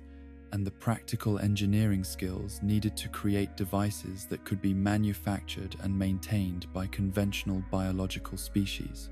The success of this collaborative approach had established the model for subsequent technology sharing initiatives throughout Federation space. The Federation's approach to dimensional travel and portal technology regulation represented one of the most complex and controversial aspects of scientific oversight, addressing technologies that had the potential to revolutionize transportation and communication, while also creating unprecedented risks to the stability of space-time and the security of individual civilizations. The recognition that portal technology could be used not just for peaceful exploration and commerce, but also for military invasions and criminal activities, had led to strict licensing requirements and monitoring systems for anyone seeking to develop or operate dimensional transportation systems. The Portal Technology Oversight Division had developed comprehensive regulations covering every aspect of dimensional travel, from the basic physics research that made such technology possible to the practical applications that allowed individuals and cargo to move instantaneously across vast distances. The licensing process for portal technology required extensive background checks, safety training, and ongoing monitoring to ensure that dimensional transportation capabilities were used responsibly and in accordance with Federation law and safety protocols. Medical research coordination throughout Federation space addressed health challenges that ranged from conventional biological diseases to exotic conditions involving consciousness fragmentation, temporal displacement syndrome, and quantum coherence disorders that could only be understood through collaborative research between species with completely different biological foundations and medical traditions. The Federation Medical Research Consortium had developed research protocols that could investigate health problems affecting everything from traditional carbon-based life forms to energy-based consciousness entities and collective hive mind organisms. The development of universal medical technologies that could address health problems across such diverse forms of life had required breakthrough discoveries in the fundamental nature of consciousness, biological processes, and the relationships between mental states and physical health. The quantum consciousness healing techniques developed through collaborative research had proven effective in treating conditions that affected energy-based entities, while the biological regeneration technologies, pioneered by silicon-based computational species, had revolutionized medical treatment for conventional biological life forms. Environmental protection technologies and climate restoration projects represented another major focus of Federation scientific research, addressing the challenge of maintaining habitable conditions on thousands of worlds while accommodating the diverse environmental needs of species whose life support requirements might be mutually incompatible. The development of atmospheric management systems that could maintain multiple environmental zones within single planetary systems had enabled the coexistence of species with completely different atmospheric and temperature requirements, while preserving the natural ecosystems that supported indigenous life forms. The Great Atmospheric Restoration Project had become one of the most successful examples of large-scale environmental engineering in galactic history, using advanced atmospheric manipulation technologies to restore breathable conditions on worlds that had been damaged by industrial pollution, natural disasters, or the environmental modifications made by previous inhabitants. The success of these restoration efforts had demonstrated the potential for advanced technology to repair environmental damage while creating conditions that could support multiple forms of life simultaneously. The Federation Technology Assessment Bureau had evolved into one of the most important regulatory bodies in galactic civilization, responsible for evaluating new technologies and scientific developments to ensure that innovations that could benefit member civilizations were made available as widely as possible, while preventing the proliferation of technologies that might pose risks to galactic security or stability. The Bureau's assessment process involved comprehensive evaluation of both the potential benefits and risks associated with new technologies, along with the development of safety protocols and regulatory frameworks that could minimize dangers while maximizing beneficial applications. The challenge of assessing technologies that might be based on scientific principles, completely alien to conventional physics, had required the Bureau to develop evaluation techniques that could analyze innovations regardless of their underlying theoretical foundations. The consciousness amplification technologies, developed by energy-based civilizations, had initially defied analysis by conventional scientific methods, requiring the development of entirely new assessment approaches that could evaluate their safety and effectiveness without requiring complete understanding of their operational principles. Intellectual property laws governing scientific discoveries within Federation space reflected the complex challenge of protecting the rights of researchers and innovators while ensuring that beneficial discoveries could be shared broadly, enough to advance galactic civilization as a whole. The development of patent and copyright systems that could accommodate innovations ranging from conventional mechanical devices to exotic technologies involving consciousness, manipulation, and temporal displacement had required legal frameworks that pushed the boundaries of traditional intellectual property law into entirely new territories. The Federation Intellectual Property Office had created registration and protection systems that recognized the diverse ways that different species approached innovation and invention, accommodating civilizations whose research traditions emphasized collective development alongside others that prioritized individual achievement and recognition. The challenge of preventing unauthorized copying of technologies that might involve exotic scientific principles or consciousness-based operational methods had led to enforcement mechanisms that combined traditional legal remedies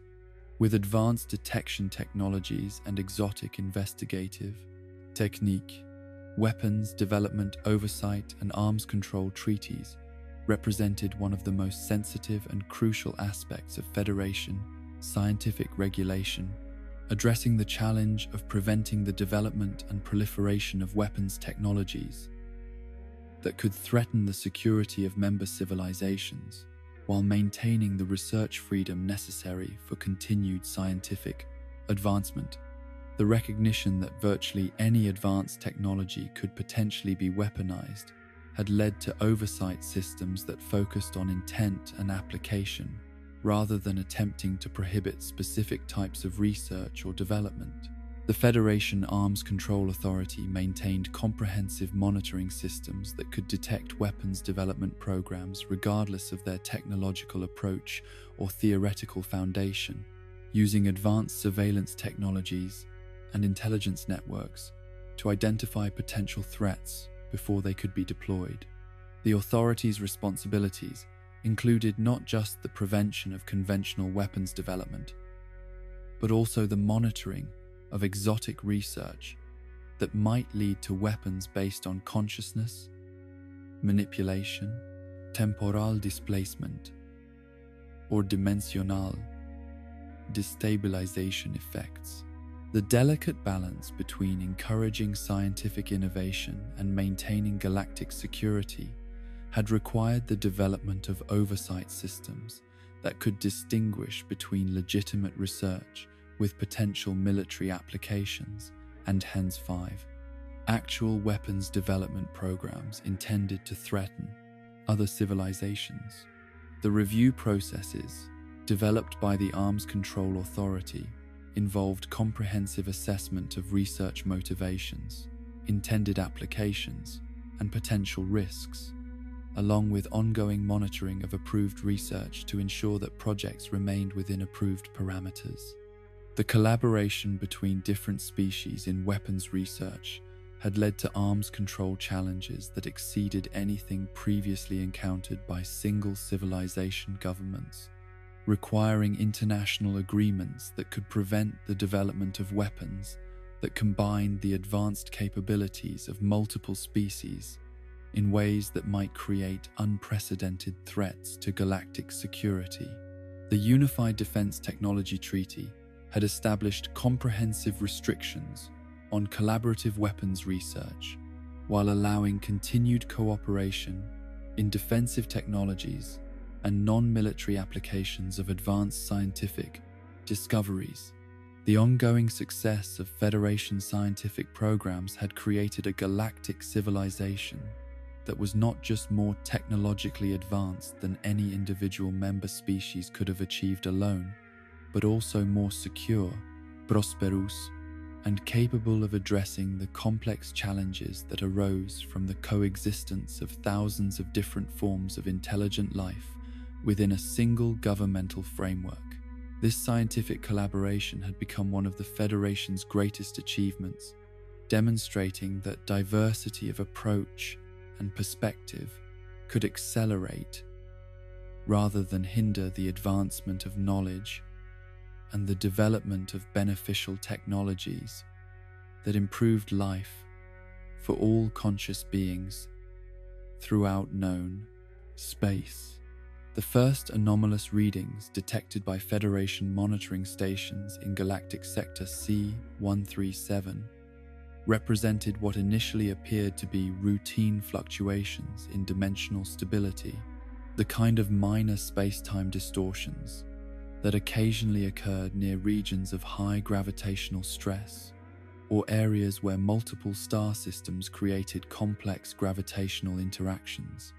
The Federation Department of Dimensional Monitoring had developed sophisticated detection networks throughout known space, specifically to identify and catalog such phenomena, both to advance scientific understanding of space-time mechanics and to provide early warning of potentially dangerous instabilities that might threaten nearby civilizations. The monitoring station, designated Outpost Sigma 7 Alpha, had been conducting routine surveillance of the sector when their instruments began registering dimensional fluctuations of unusual intensity and consistency, suggesting the presence of artificial portal technology rather than natural space-time distortions. The patterns detected by their sensors indicated not random dimensional tears or gravitational anomalies, but deliberately controlled openings in the fabric of space-time that appeared to be created by some form of advanced transportation technology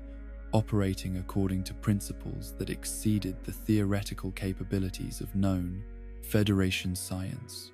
The initial reports filed by the monitoring station staff reflected the careful professional skepticism that characterized Federation scientific culture, noting the unusual readings while acknowledging the possibility that the anomalies might be explained by natural phenomena, not yet fully understood by current dimensional physics theories. The assumption that any artificial portal technology would necessarily be operated by known civilizations within Federation space led to the initial classification of the incidents as potential unauthorized experimentation by member species rather than evidence of completely unknown technological capabilities. The escalation of these dimensional anomalies from isolated incidents to regular occurrences prompted the deployment of specialized investigation teams equipped with the most advanced dimensional analysis equipment available to Federation science. The research vessels dispatched to Sector C-137 carried interdisciplinary teams of physicists, xenobiologists, and consciousness researchers prepared to investigate phenomena that might involve previously unknown forms of life or exotic technologies that pushed the boundaries of scientific understanding. The first direct observation of portal technology in operation revealed capabilities that exceeded anything in Federation databases, demonstrating not just advanced understanding of dimensional mechanics, but mastery of space-time manipulation that suggested theoretical knowledge centuries ahead of current galactic scientific achievement. The portals observed by Federation investigators could open and close with precision that indicated perfect control over dimensional barriers, while the energy signatures detected during portal operations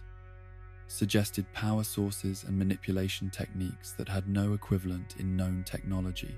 The beings observed utilizing this advanced portal technology initially appeared to be typical carbon-based bipedal life forms, leading Federation investigators to assume they were dealing with a previously unknown human-like species that had independently developed dimensional travel capabilities. This assumption proved catastrophically incorrect when further investigation revealed that the portal technology was being operated not by an advanced civilization, but by a single individual whose capabilities appeared to exceed those of entire Federation research institutions. The identification of Rick Sanchez as the source of the dimensional anomalies marked a turning point in Federation understanding of the potential threats that could emerge from unregulated scientific development. The analysis of his technology revealed not just advanced portal capabilities, but evidence of scientific knowledge that transcended multiple disciplines simultaneously, suggesting an individual whose intellectual capabilities might exceed those of entire species known for their scientific achievements. The silicon-based computational entities of the Mathematics Consortium, whose collective processing power could solve theoretical problems that stumped other civilizations for centuries, found Rick's technological achievements mathematically impossible, according to their most sophisticated analytical models. The investigation into Rick's background and origins revealed a pattern of scientific development that violated everything the Federation understood about how advanced knowledge was acquired and applied. The traditional model of scientific progress within galactic civilization involved collaborative research conducted by teams of specialists over extended periods, with major breakthroughs emerging from the accumulated efforts of multiple researchers building upon each other's work across generations.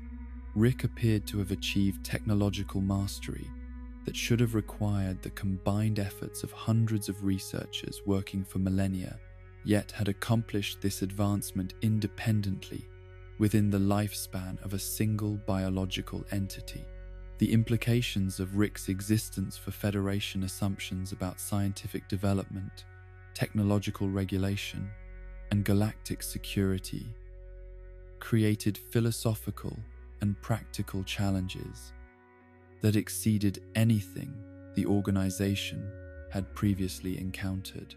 The recognition that individual beings could potentially achieve technological capabilities that rivaled or exceeded those of entire civilizations fundamentally challenged the Federation's governmental model,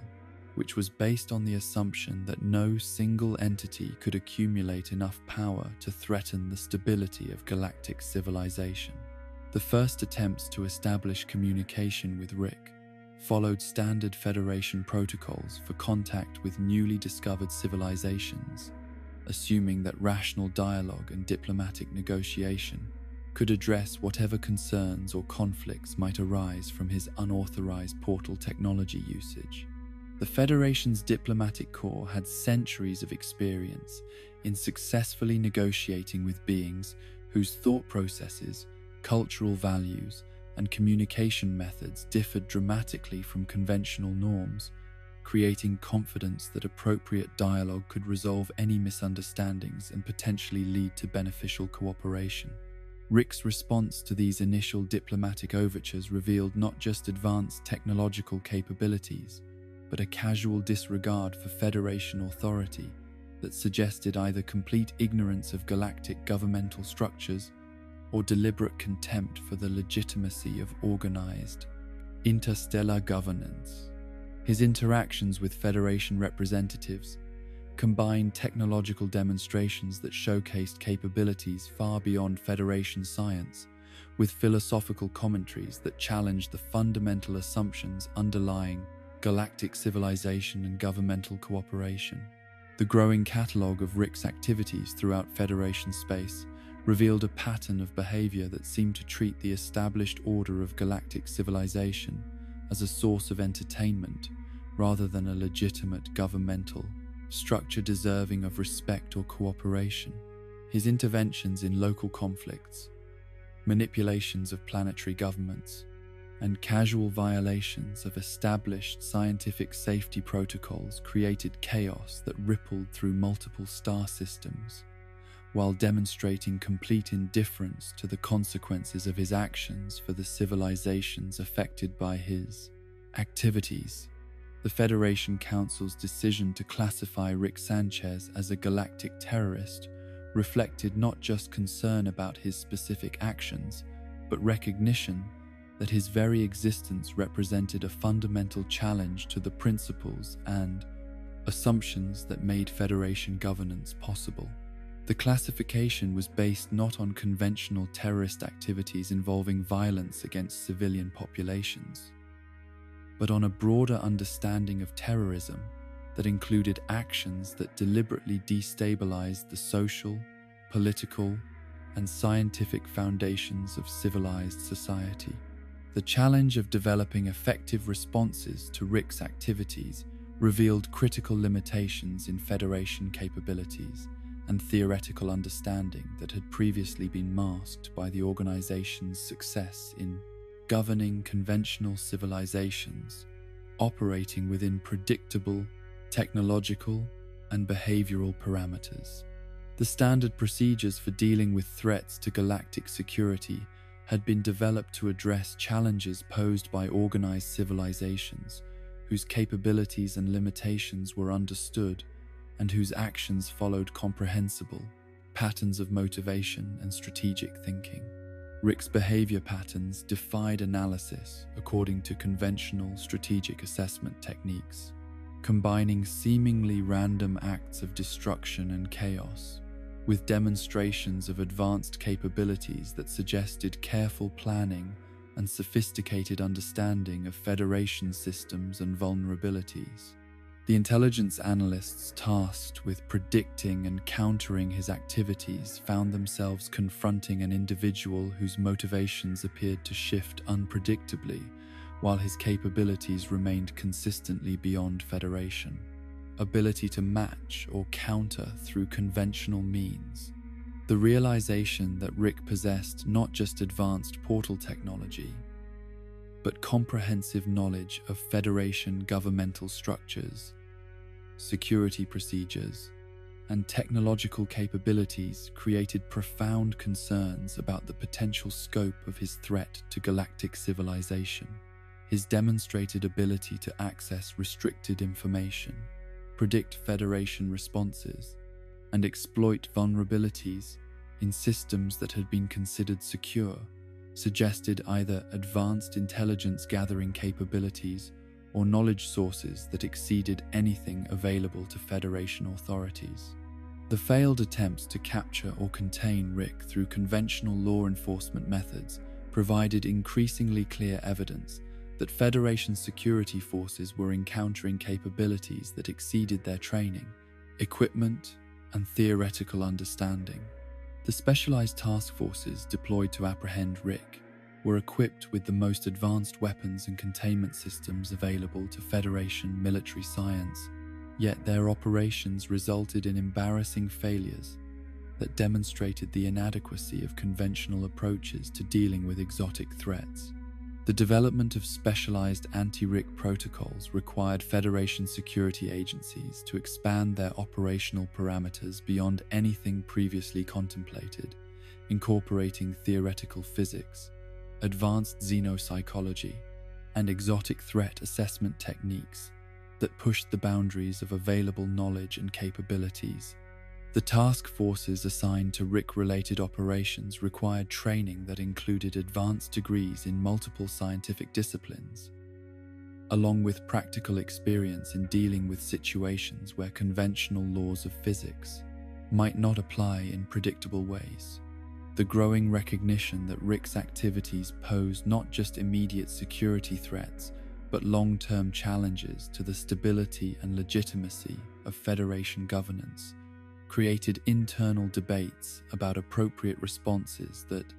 revealed fundamental philosophical differences within the organization about the nature of authority, the limits of governmental power, and the appropriate balance between security and individual freedom. Some Federation officials argued for escalated military responses that might eliminate Rick as a threat, regardless of the broader implications, while others advocated for continued diplomatic efforts based on the hope that rational communication might eventually succeed where force had failed. The psychological impact of Rick's activities on Federation personnel and member populations extended beyond the immediate practical challenges he created to include more subtle effects on morale, confidence, and faith in the competence and effectiveness of galactic governmental institutions. The knowledge that a single individual could casually violate Federation security measures while treating the organization's authority as meaningless created doubt and uncertainty that undermined the psychological foundations of governmental legitimacy throughout Federation space. The expansion of Rick's activities to include interactions with multiple realities and alternate versions of Federation civilization created theoretical and practical challenges that exceeded anything in Federation experience or scientific understanding. The implications of multiversal travel for governmental authority, legal jurisdiction, and the fundamental nature of identity and responsibility forced Federation theorists to confront philosophical questions that had no precedent in galactic, legal, or political thought. The recognition that Rick represented not just an individual threat, but potentially the first example of an entirely new category of challenge that might emerge more frequently as scientific knowledge continued to advance, created urgent pressures for the development of new theoretical frameworks and practical capabilities that could address exotic threats without abandoning the principles and values that made Federation civilization worth preserving. The understanding that Rick might not be unique, that other individuals or entities with similar capabilities might already exist or might develop in the future, transformed the immediate challenge of dealing with Rick into the broader question of how galactic civilization could maintain stability and security in a universe where individual beings might possess capabilities that exceeded those of entire governments and civilizations. The decision to deploy the full military might of the Galactic Federation against Rick Sanchez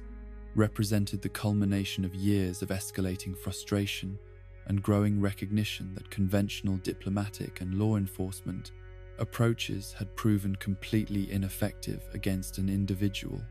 whose capabilities and behavior patterns exceeded every framework that Federation authorities possessed for understanding and managing threats to galactic security. The authorization for direct military action required unprecedented coordination between the Federation's Central Council, regional military commands, and specialized security agencies that had never before been mobilized against a single individual rather than organized civilizations or large-scale security threats. The military planning process for Operation Interdimensional Containment involved strategic analysis that pushed Federation tactical doctrine into entirely unexplored territory, requiring the development of engagement protocols designed to counter an adversary whose capabilities remained largely theoretical and whose behavioral patterns defied prediction according to conventional strategic assessment methodologies. The challenge of designing effective military operations against an individual who possessed portal technology that allowed instantaneous travel between any locations in space and time had no precedent in Federation military history, and required innovations in tactical thinking that bordered on the scientifically impossible. The mobilization of Federation military forces for the Rick operation involved the largest concentration of advanced weaponry and specialized personnel in the organization's history, drawing resources from across galactic space and requiring the temporary suspension of numerous other security operations to ensure that maximum force could be brought to bear against the target. The fleet assembled for the operation included the most advanced starships available to Federation forces, equipped with experimental weapons systems and exotic defensive technologies that represented the cutting edge of military science throughout known space. The specialized task forces selected for direct engagement with Rick included personnel whose training and capabilities exceeded those of conventional Federation military units. with selection criteria that emphasized not just combat effectiveness, but psychological resilience and adaptability to situations that might violate fundamental assumptions about the nature of reality and causation. The troops chosen for the operation underwent intensive preparation that included advanced courses in dimensional physics, consciousness, manipulation resistance,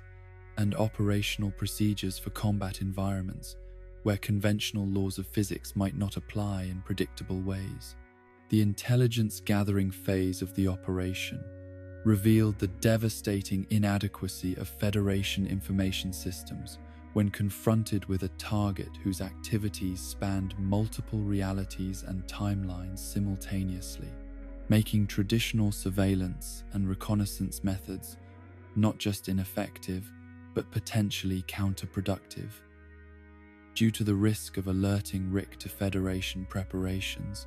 while providing little useful tactical intelligence in return, the realization that Rick might be aware of Federation military planning,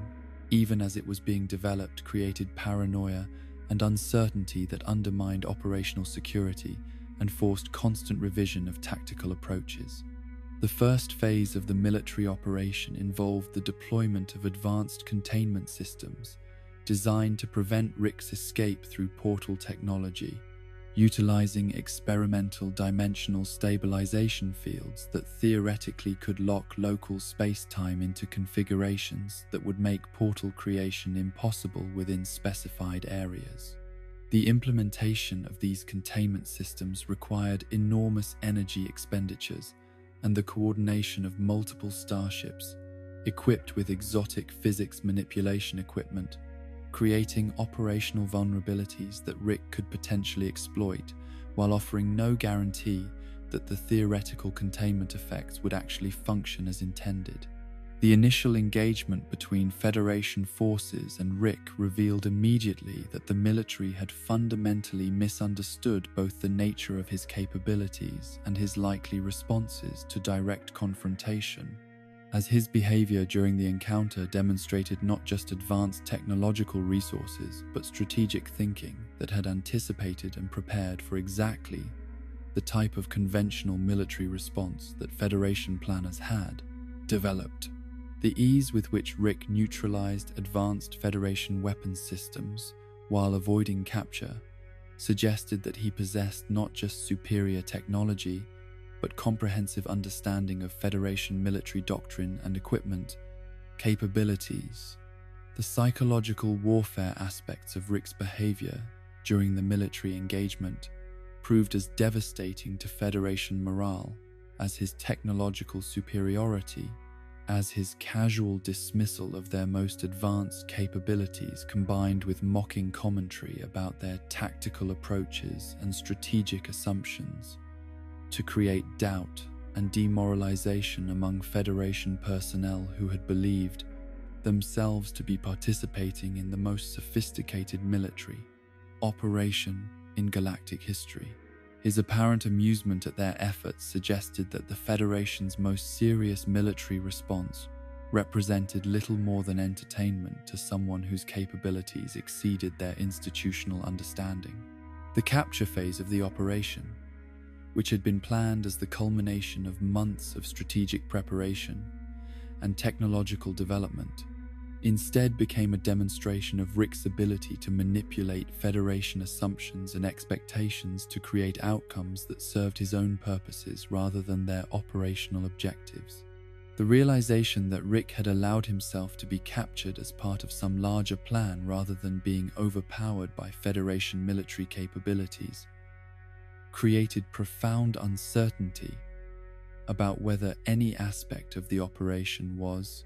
proceeding according to Federation intentions or whether they were instead being manipulated into following scenarios that Rick had designed for his own reasons.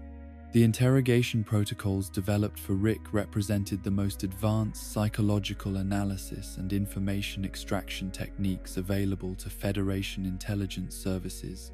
incorporating methods that had proven effective against the most resistant subjects from hundreds of different species and cultural backgrounds.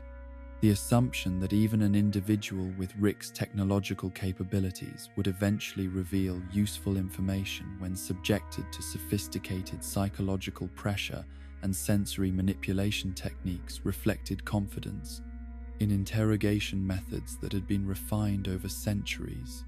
of successful operations against various types of resistant subjects. Rick's response to Federation interrogation techniques revealed not just resistance to their psychological manipulation attempts, but active counter-manipulation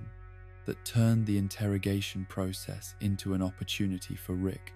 to extract information about Federation capabilities, procedures, and personnel, while providing his interrogators with carefully crafted disinformation designed to serve his own strategic objectives. The realization that their most advanced interrogation techniques were not just ineffective, but were actually being exploited by their subject created panic among intelligence personnel who discovered that their professional expertise was being used against them. The fabricated backstory that Rick presented during his interrogation represented a masterpiece of psychological manipulation that combined genuine emotional elements with calculated deception in proportions designed to achieve maximum impact on his Federation captors while advancing his own escape preparations. The tragic narrative of family loss and revenge that Rick shared with his interrogators was crafted to evoke sympathy and understanding while also providing explanations for his behavior that would satisfy Federation psychological profiles and create predictable responses that he could exploit. The emotional authenticity of Rick's fabricated tragedy created profound psychological impact on Federation personnel, who found themselves genuinely moved by what they believed to be revelations of traumatic experiences that explained his antagonistic behavior toward galactic civilization. The combination of apparent vulnerability with demonstrated dangerous capabilities created cognitive dissonance among Federation staff, who struggled to reconcile their emotional responses to Rick's story with their professional responsibilities to treat him as a significant security threat. The revelation that portions of Rick's backstory were fictional served multiple strategic purposes beyond simple misdirection of his captors, as the deliberate mixing of truth and fabrication in his narrative created uncertainty about which elements could be trusted, while also establishing his reputation as someone whose statements could not be accepted at face value, even when they contained obvious emotional authenticity. This calculated destruction of trust served to undermine future Federation attempts to understand his motivations, while providing him with psychological cover for the systematic manipulation of everyone around him. The escape plan that Rick executed from within Federation custody represented perhaps the most sophisticated infiltration and sabotage operation in galactic history, demonstrating capabilities that exceeded anything Federation security systems had been designed to contain, while revealing vulnerabilities in their most secure facilities that had never been identified through conventional security assessments. The systematic compromise of Federation computer systems, communication networks, and security protocols occurred simultaneously across multiple installations, suggesting coordination and preparation that had been taking place during Rick's apparent cooperation with interrogation procedures. The manipulation of Federation economic systems through the alteration of a single digit in their currency valuation algorithms represented a form of warfare that exceeded anything in Federation military doctrine or security planning, demonstrating that Rick's understanding of their civilization extended far beyond technological capabilities to include detailed knowledge of the economic relationships and mathematical foundations that maintain stability throughout galactic space. The elegance and devastating effectiveness of this economic attack revealed vulnerabilities that Federation planners had never considered, while creating chaos that spread throughout member worlds faster than any conventional military assault could have achieved. The cascading collapse of Federation financial systems created panic and social disruption that exceeded the immediate economic damage, as the realization that their most fundamental economic assumptions could be rendered meaningless through the manipulation of mathematical relationships undermined confidence in every aspect of Federation, governmental, and commercial operations. The psychological impact of discovering that their entire civilization could be destabilized through changes to abstract numerical concepts created existential anxiety that transcended immediate practical concerns about currency values and trade relationships. The mass resignation of Federation leadership following the economic collapse reflected not just immediate political accountability for the catastrophic failure of security operations, but deeper recognition that the assumptions and capabilities on which Federation governance had been based were fundamentally inadequate for addressing threats of the type that Rick represented. The understanding that their most senior officials had been completely unprepared for the challenges posed by a single individual created loss of confidence that extended throughout the governmental hierarchy and into the broader populations of member worlds. The refugee crises that emerged as Federation employees lost their jobs and economic security created humanitarian disasters that spread throughout galactic space as individuals and families who had dedicated their lives to Federation service found themselves without the resources or support systems necessary for survival in the economic chaos that followed Rick's attack. The irony that the organization dedicated to maintaining stability and prosperity throughout the galaxy had become unable to provide basic security for its own personnel created additional layers of crisis that compounded the immediate challenges of governmental reconstruction. The power vacuum created by the collapse of Federation leadership structures allowed long-suppressed conflicts and ambitions throughout galactic space to emerge simultaneously, creating security challenges that the remaining Federation forces were completely unprepared to address, while also dealing with the immediate crisis of governmental reconstruction. The recognition that Federation authority had been dependent on assumptions about their invincibility and competence that Rick had systematically destroyed meant that even the organization's surviving capabilities were insufficient to maintain order among populations that had lost confidence in their legitimacy and effectiveness. The scramble to rebuild governmental structures after the total collapse of existing systems required innovations in crisis management and institutional reconstruction that had no precedent in Federation history. As the organization faced the challenge of re-establishing authority and legitimacy, while addressing the immediate humanitarian and security crises created by their own institutional failure, the process of reconstruction was further complicated by the recognition that any new governmental structures would need to be designed to address threats like Rick that the previous system had been completely incapable of managing or containing.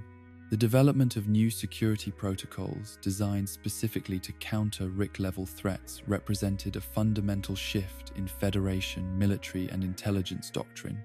moving away from assumptions about predictable adversaries operating within understood parameters toward acknowledgement that future threats might possess capabilities that exceeded Federation understanding while operating according to motivations and strategic frameworks that bore no resemblance to conventional patterns of conflict and cooperation. The psychological counseling programs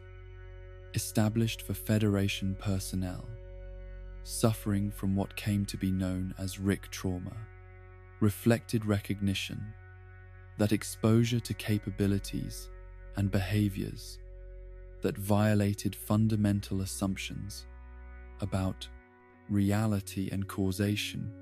could create lasting psychological damage that exceeded anything previously encountered in Federation service. The development of therapeutic approaches for individuals who had witnessed the casual destruction of their entire worldview required innovations in psychological treatment that pushed the boundaries of available mental health sciences throughout galactic space.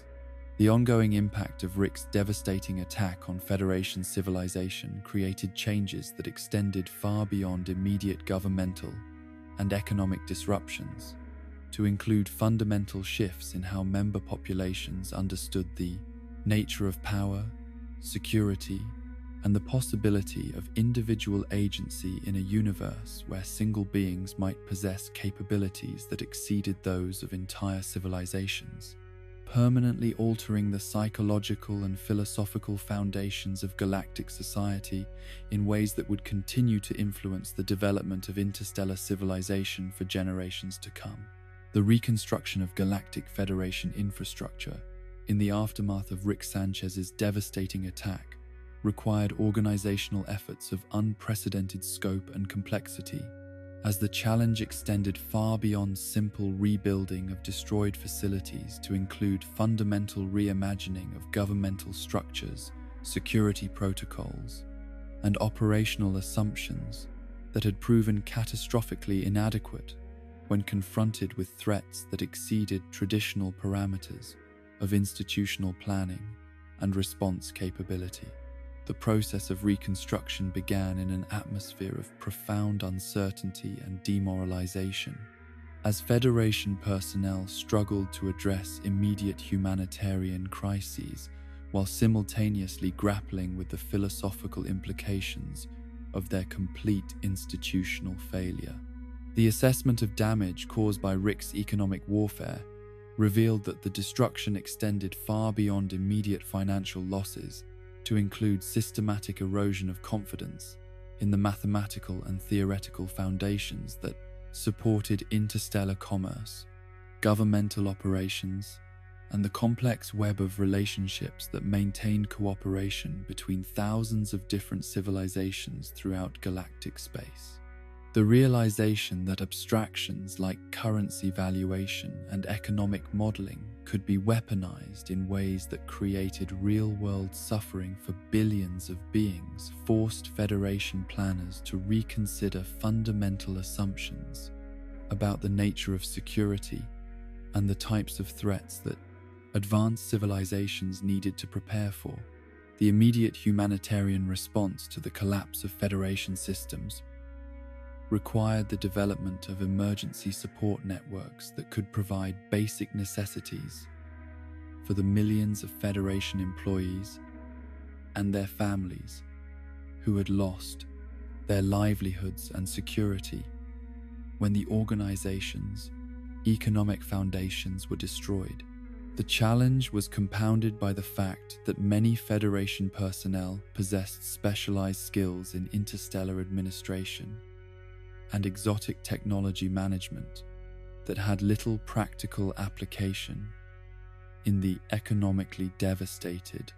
conditions that followed the collapse, creating long-term unemployment and social disruption that extended far beyond immediate financial hardship.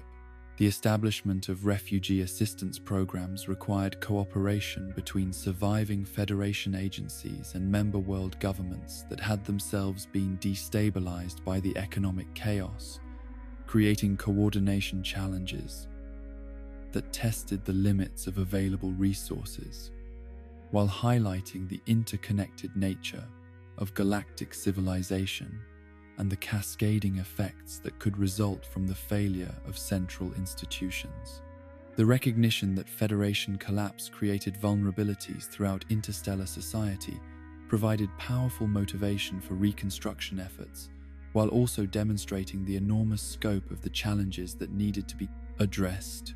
The development of new security protocols designed specifically to counter threats possessing RIC-level capabilities required Federation, military, and intelligence agencies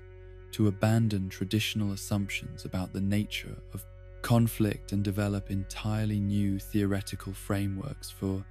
understanding and responding to adversaries whose capabilities might exceed institutional comprehension. The challenge extended beyond simple technological upgrades to include fundamental reconceptualization of what security meant in a universe where individual beings might possess powers that exceeded those of entire governments and civilizations. The creation of the Dimensional Anomaly Response Division represented the most ambitious attempt to develop specialized capabilities for dealing with threats involving exotic physics and reality manipulation, requiring the recruitment and training of personnel whose qualifications needed to include advanced degrees in theoretical physics, xenopsychology, and dimensional mechanics, along with practical experience in dealing with situations where conventional laws of causation and physics might not apply in predictable ways. The division's training programs pushed the boundaries of available educational resources,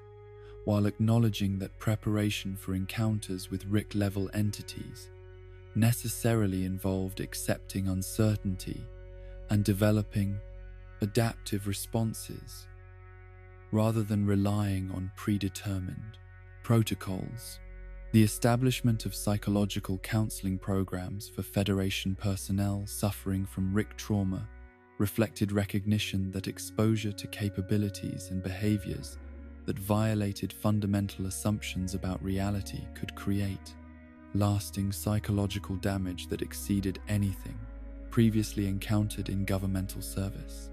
The symptoms exhibited by survivors of direct encounters with RIC included not just conventional post-traumatic stress responses, but more exotic psychological conditions involving persistent uncertainty about the nature of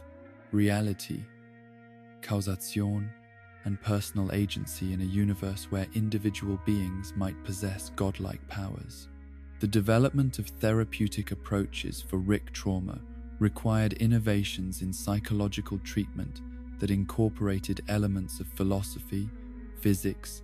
and consciousness studies alongside traditional mental health interventions, as counselors needed to help patients process experiences that challenged basic assumptions about the nature of existence, while providing practical coping strategies for continued functioning in professional and personal contexts. The recognition that RIC trauma represented an entirely new category of psychological injury led to research programs aimed at understanding and treating conditions that resulted from exposure to forces beyond conventional comprehension.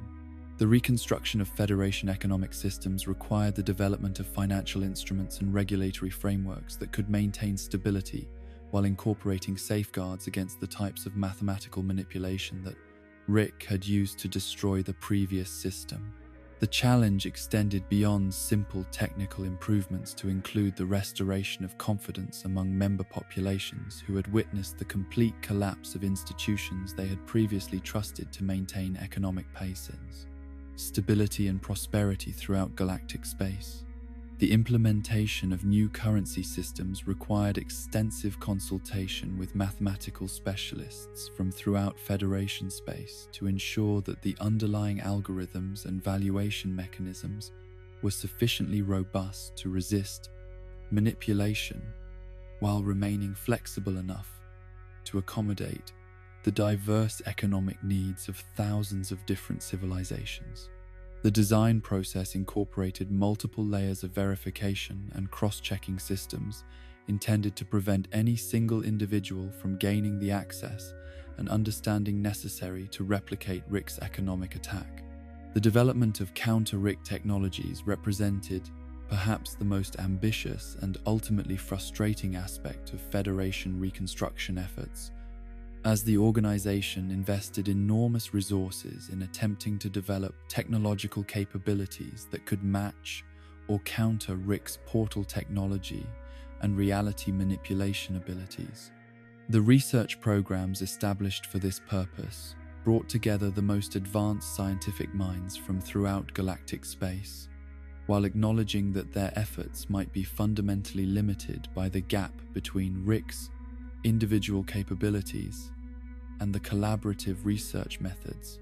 available to Federation scientists. The attempts to reverse engineer Rick's technology from the limited evidence available proved largely unsuccessful, as the underlying theoretical principles appeared to require insights and innovations that exceeded the collective capabilities of Federation research institutions. The recognition that Rick had achieved technological mastery that might be impossible to duplicate through conventional scientific methods created additional psychological pressure on research teams, while highlighting the fundamental challenges involved in defending against threats that operated according to completely unknown principles. The diplomatic efforts undertaken to understand and potentially negotiate with Rick represented a continuation of Federation attempts to resolve conflicts through peaceful means, despite mounting evidence that conventional diplomatic approaches were completely ineffective when applied to an individual whose motivations and objectives remained incomprehensible, according to traditional strategic analysis. The challenge was compounded by Rick's apparent amusement at Federation attempts to establish rational communication, suggesting that he viewed their diplomatic overtures as entertainment rather than serious attempts at conflict resolution. The establishment of specialized negotiation teams with training in exotic psychology and reality manipulation resistance reflected Federation commitment to exhausting peaceful options even while developing military and security responses to Rick-level threats. The diplomatic protocols developed for potential Rick encounters incorporated elements of theoretical physics and consciousness studies alongside traditional negotiation techniques, acknowledging that successful communication might require approaches that bore little resemblance to conventional interstellar diplomacy. The creation of task forces, trained specifically for handling interdimensional criminals, represented a fundamental expansion of Federation law enforcement capabilities, requiring the development of investigative techniques and containment procedures that could address crimes committed across multiple realities and timelines simultaneously. The training programs for these specialized units pushed the boundaries of available educational resources, while acknowledging that effective preparation necessarily involved accepting uncertainty and developing adaptive responses rather than relying on predetermined procedures. The challenge of maintaining professional effectiveness while operating under conditions of fundamental uncertainty about the nature of reality and causation created unique psychological pressures for personnel assigned to interdimensional crime response duty, requiring support systems that could help individuals function effectively despite persistent doubt about basic assumptions that most beings took for granted. The development of psychological resilience training for exotic threat response teams became a specialized field that combined traditional military psychology with philosophical preparation for encounters with forces beyond conventional compréhension. The implementation of new policies regarding the monitoring and regulation of advanced scientific research reflected Federation recognition that the technological capabilities that made Rick dangerous might not be unique to him, and that other individuals or entities with similar potential might already exist or could develop through uncontrolled scientific advancement. The research oversight protocols, established in the wake of Rick's attack, incorporated comprehensive assessment procedures designed to identify and contain research projects that might lead to reality-threatening capabilities, while preserving the scientific freedom that had been essential to Federation technological advancement. The challenge of balancing scientific freedom with security concerns created ongoing tensions within Federation research communities, as scientists struggled to pursue advanced studies while complying with oversight requirements that often seemed to assume the worst possible outcomes from theoretical research. The development of review procedures that could assess exotic research risks without stifling innovation required innovations in scientific administration that pushed the boundaries of available regulatory frameworks. The ongoing psychological impact of Rick's attack on Federation civilization extended far beyond immediate operational challenges to include fundamental changes in how member populations understood the nature of security, governmental authority, and individual agency. In a universe where single beings might possess capabilities that exceeded those of entire civilizations, the recognition that their most advanced governmental institutions could be rendered helpless by individual actors created existential anxiety that influenced political, social, and cultural developments throughout galactic space. The philosophical implications of Rick's existence challenged basic assumptions about the nature of power, responsibility, and social organization that had formed the foundation of galactic civilization for millennia, creating intellectual and spiritual crises that extended far beyond immediate practical concerns about security and governmental effectiveness. The understanding that conventional moral and political frameworks might be inadequate for addressing the challenges posed by beings with godlike capabilities forced scholars and leaders throughout Federation space to reconsider fundamental questions about the nature of justice, authority, and social cooperation. The long-term adaptation of Federation civilization to the reality of Rick-level threats required not just technological and organizational improvements, but fundamental cultural shifts in how populations understood their relationship to power, security, and the possibility of individual action in contexts where traditional assumptions about cause and effect might not apply. The development of educational programs designed to help citizens function psychologically in a universe where unimaginable powers might be wielded by individual actors represented an entirely new challenge in social adaptation and psychological resilience. The ongoing challenge of maintaining institutional authority and legitimacy while acknowledging fundamental limitations in governmental capability created persistent tensions throughout Federation space. As leaders struggled to balance honesty about organizational constraints with the need to maintain public confidence and cooperation necessary for effective governance,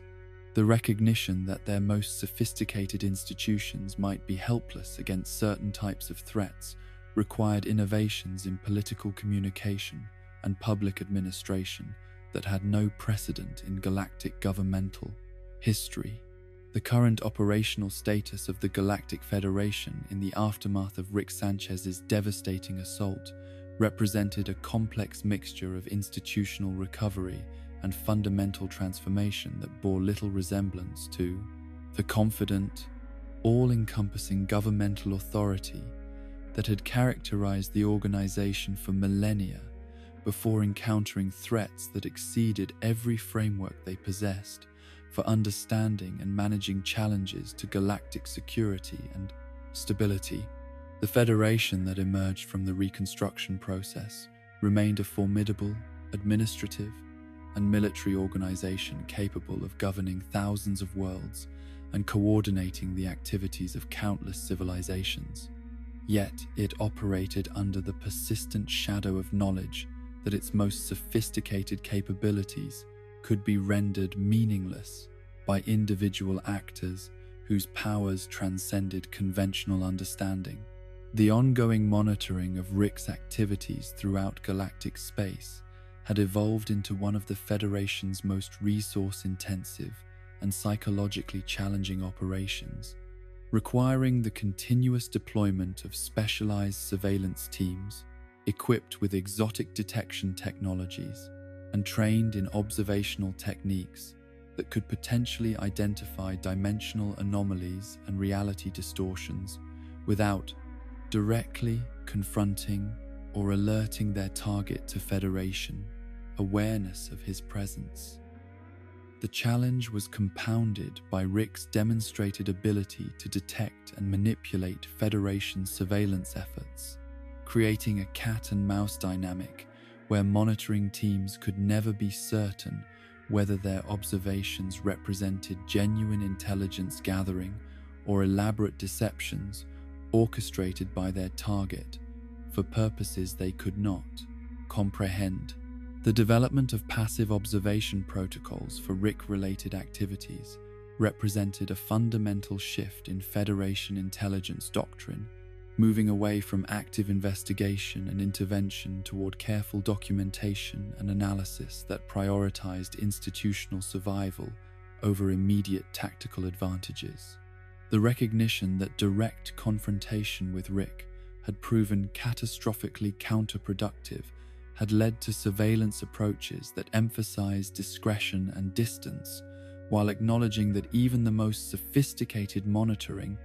efforts might be detected and exploited by someone whose capabilities exceeded Federation technological and theoretical understanding. The psychological toll of conducting surveillance operations against an individual known to possess reality-altering capabilities created unique stresses for Federation intelligence personnel who were required to maintain professional effectiveness while operating under conditions of persistent uncertainty about whether their observations were genuine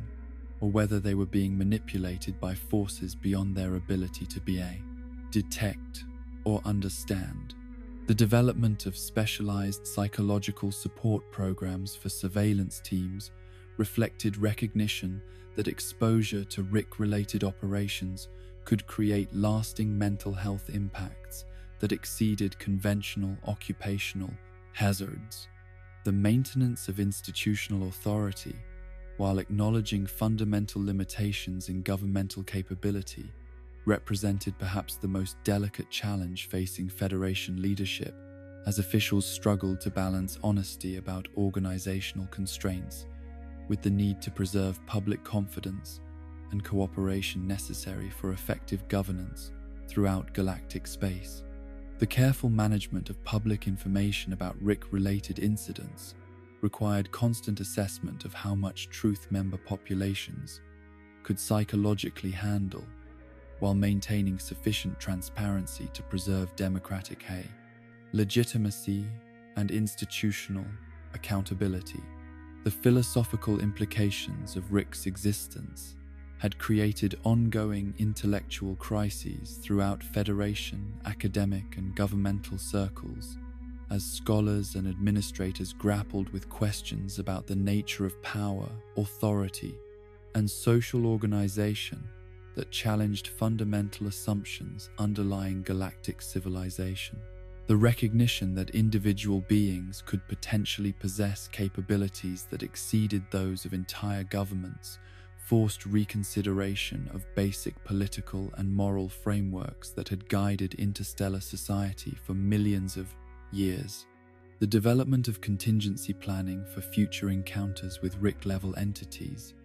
represented one of the most ambitious and ultimately frustrating aspects of Federation's strategic preparation. As planners attempted to develop response protocols for threats whose capabilities and motivations might exceed institutional comprehension while operating according to principles that bore no resemblance to conventional strategic frameworks, the challenge was compounded by the recognition that preparation for encounters with beings possessing godlike powers necessarily involved accepting uncertainty and developing adaptive responses rather than relying on predetermined procedures.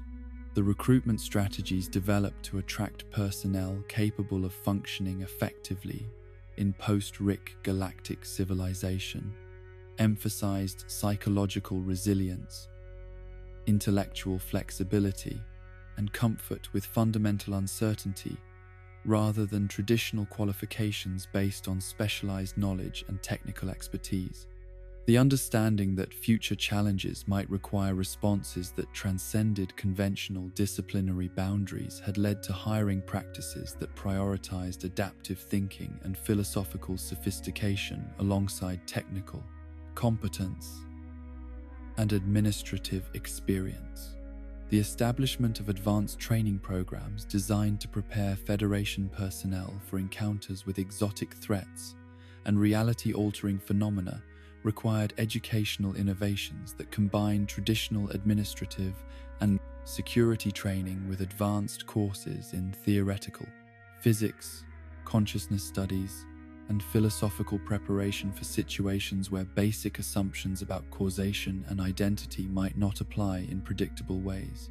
The curriculum development process pushed the boundaries of available educational resources while acknowledging that preparation for RIC-level encounters necessarily involved cultivating psychological and intellectual resilience, rather than developing specific technical skills. The ongoing attempts to study and reverse engineer RIC's technology represented a continuation of Federation research efforts, despite mounting evidence that the underlying principles might be impossible to duplicate through conventional scientific methods and institutional research approaches. The programs established for this purpose combined the most advanced theoretical physics capabilities available throughout galactic space with experimental methodologies that pushed the boundaries of available technology while maintaining realistic expectations about the likelihood of achieving meaningful breakthroughs. The challenge of conducting research into exotic physics and dimensional manipulation without accidentally creating threats comparable to those posed by Rick himself had led to the development of comprehensive safety protocols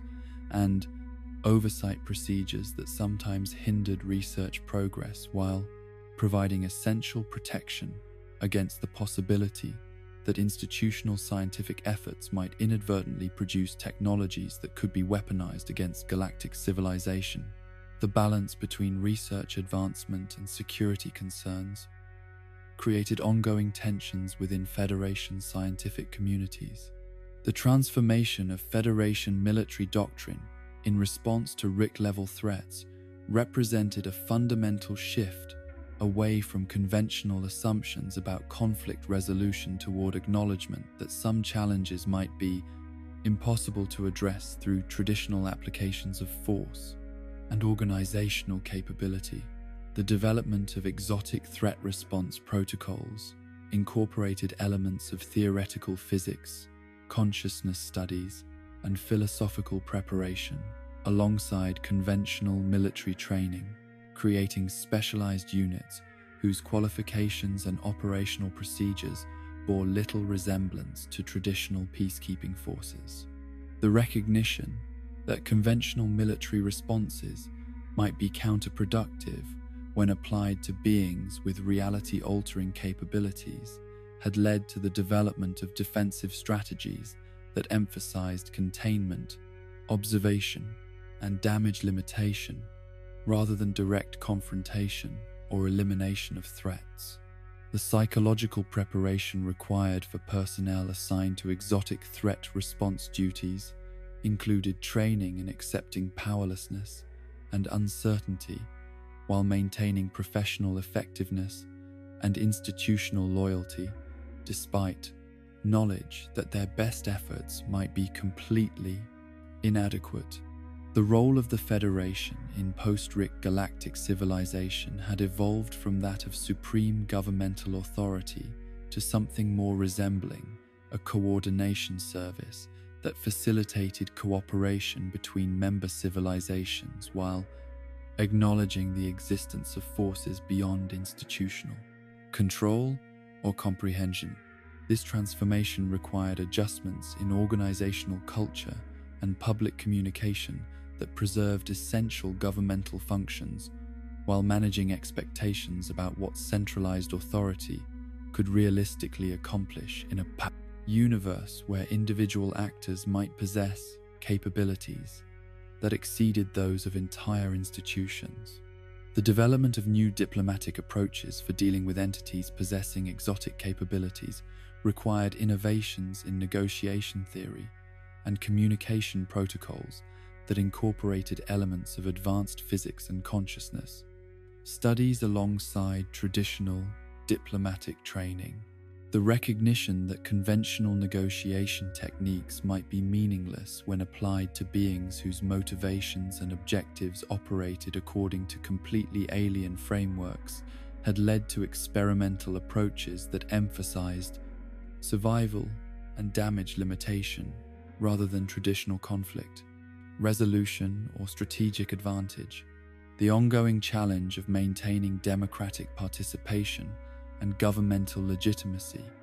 while acknowledging fundamental limitations in institutional capability, created persistent tensions throughout Federation political structures,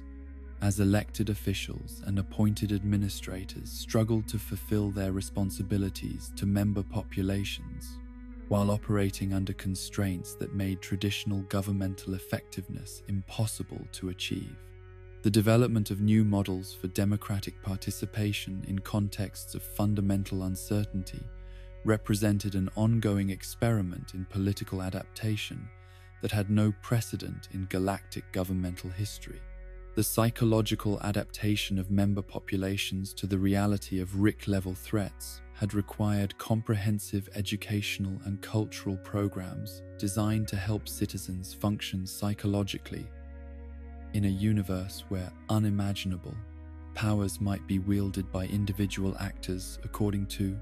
motivations and objectives that exceeded conventional understanding. The challenge extended beyond simple public education to include fundamental changes in cultural narratives and social expectations about the nature of security, authority, and individual agency in galactic civilization. The speculation about potential future threats that might equal or exceed RIC's capabilities created ongoing anxiety throughout Federation planning circles, as officials attempted to prepare for possibilities that might include other individuals with similar powers, collective entities with reality-altering abilities, or exotic phenomena that could threaten the stability of space-time itself. The recognition that RIC might represent only the first example of challenges that exceeded institutional comprehension had led to research programs aimed at identifying and preparing for threats that might not yet exist, but could emerge from continued scientific advancement or contact with previously unknown forms of consciousness. The long-term implications of RIC's impact on galactic civilization extended far beyond immediate practical challenges to include fundamental questions about the future of organized society in a universe where individual beings might possess powers that exceeded those of entire governments and civilizations. The understanding that traditional frameworks for political organization, social cooperation, and conflict resolution might be inadequate for addressing the challenges posed by entities with godlike capabilities, forced scholars and leaders throughout Federation space to reconsider basic assumptions about the nature of civilization itself. The ongoing evolution of Federation policy in response to RIC-related challenges represented a continuous process of institutional adaptation that balanced the preservation of essential governmental functions with acknowledgement of fundamental limitations in organizational capability and authority. The recognition that effective governance in a post-RIC universe required new approaches to power, responsibility, and social organization had created opportunities for innovation and improvement. Alongside the obvious challenges and threats that RIC's existence had introduced to galactic civilization, the Federation's commitment to maintaining order and protecting member populations, despite knowledge of their own limitations, reflected an institutional determination to preserve the benefits of organized government while adapting to realities that challenged every assumption on which their authority had been based, creating a form of governmental resilience that acknowledged powerlessness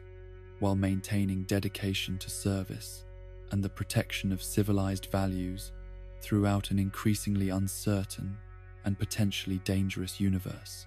And so we conclude our journey through the vast bureaucratic cosmos of the Galactic Federation, an organization that represents both the highest aspirations of civilized cooperation and the inevitable limitations of any system that seeks to impose order upon chaos. From its noble origins uniting diverse species in common purpose to its humbling encounter with forces beyond its comprehension, the Federation's story reminds us that even the most powerful institutions must sometimes acknowledge their boundaries. Perhaps the Federation's greatest achievement is not its ability to govern infinite worlds, but its resilience in the face of the impossible. In a universe where a single genius can topple entire civilizations with the change of a digit, the Federation continues to serve its member worlds, protect the innocent, and maintain the delicate balance between order and freedom. As you drift towards sleep, consider the quiet dedication of countless Federation employees, working through the night shifts, across distant stars, filing reports, maintaining systems, and keeping the lights on in a universe that often seems determined to plunge itself into chaos. Rest now in the knowledge that somewhere among the stars, bureaucrats are still at their desks, ensuring that even in infinite darkness, there remains a flicker of organized light.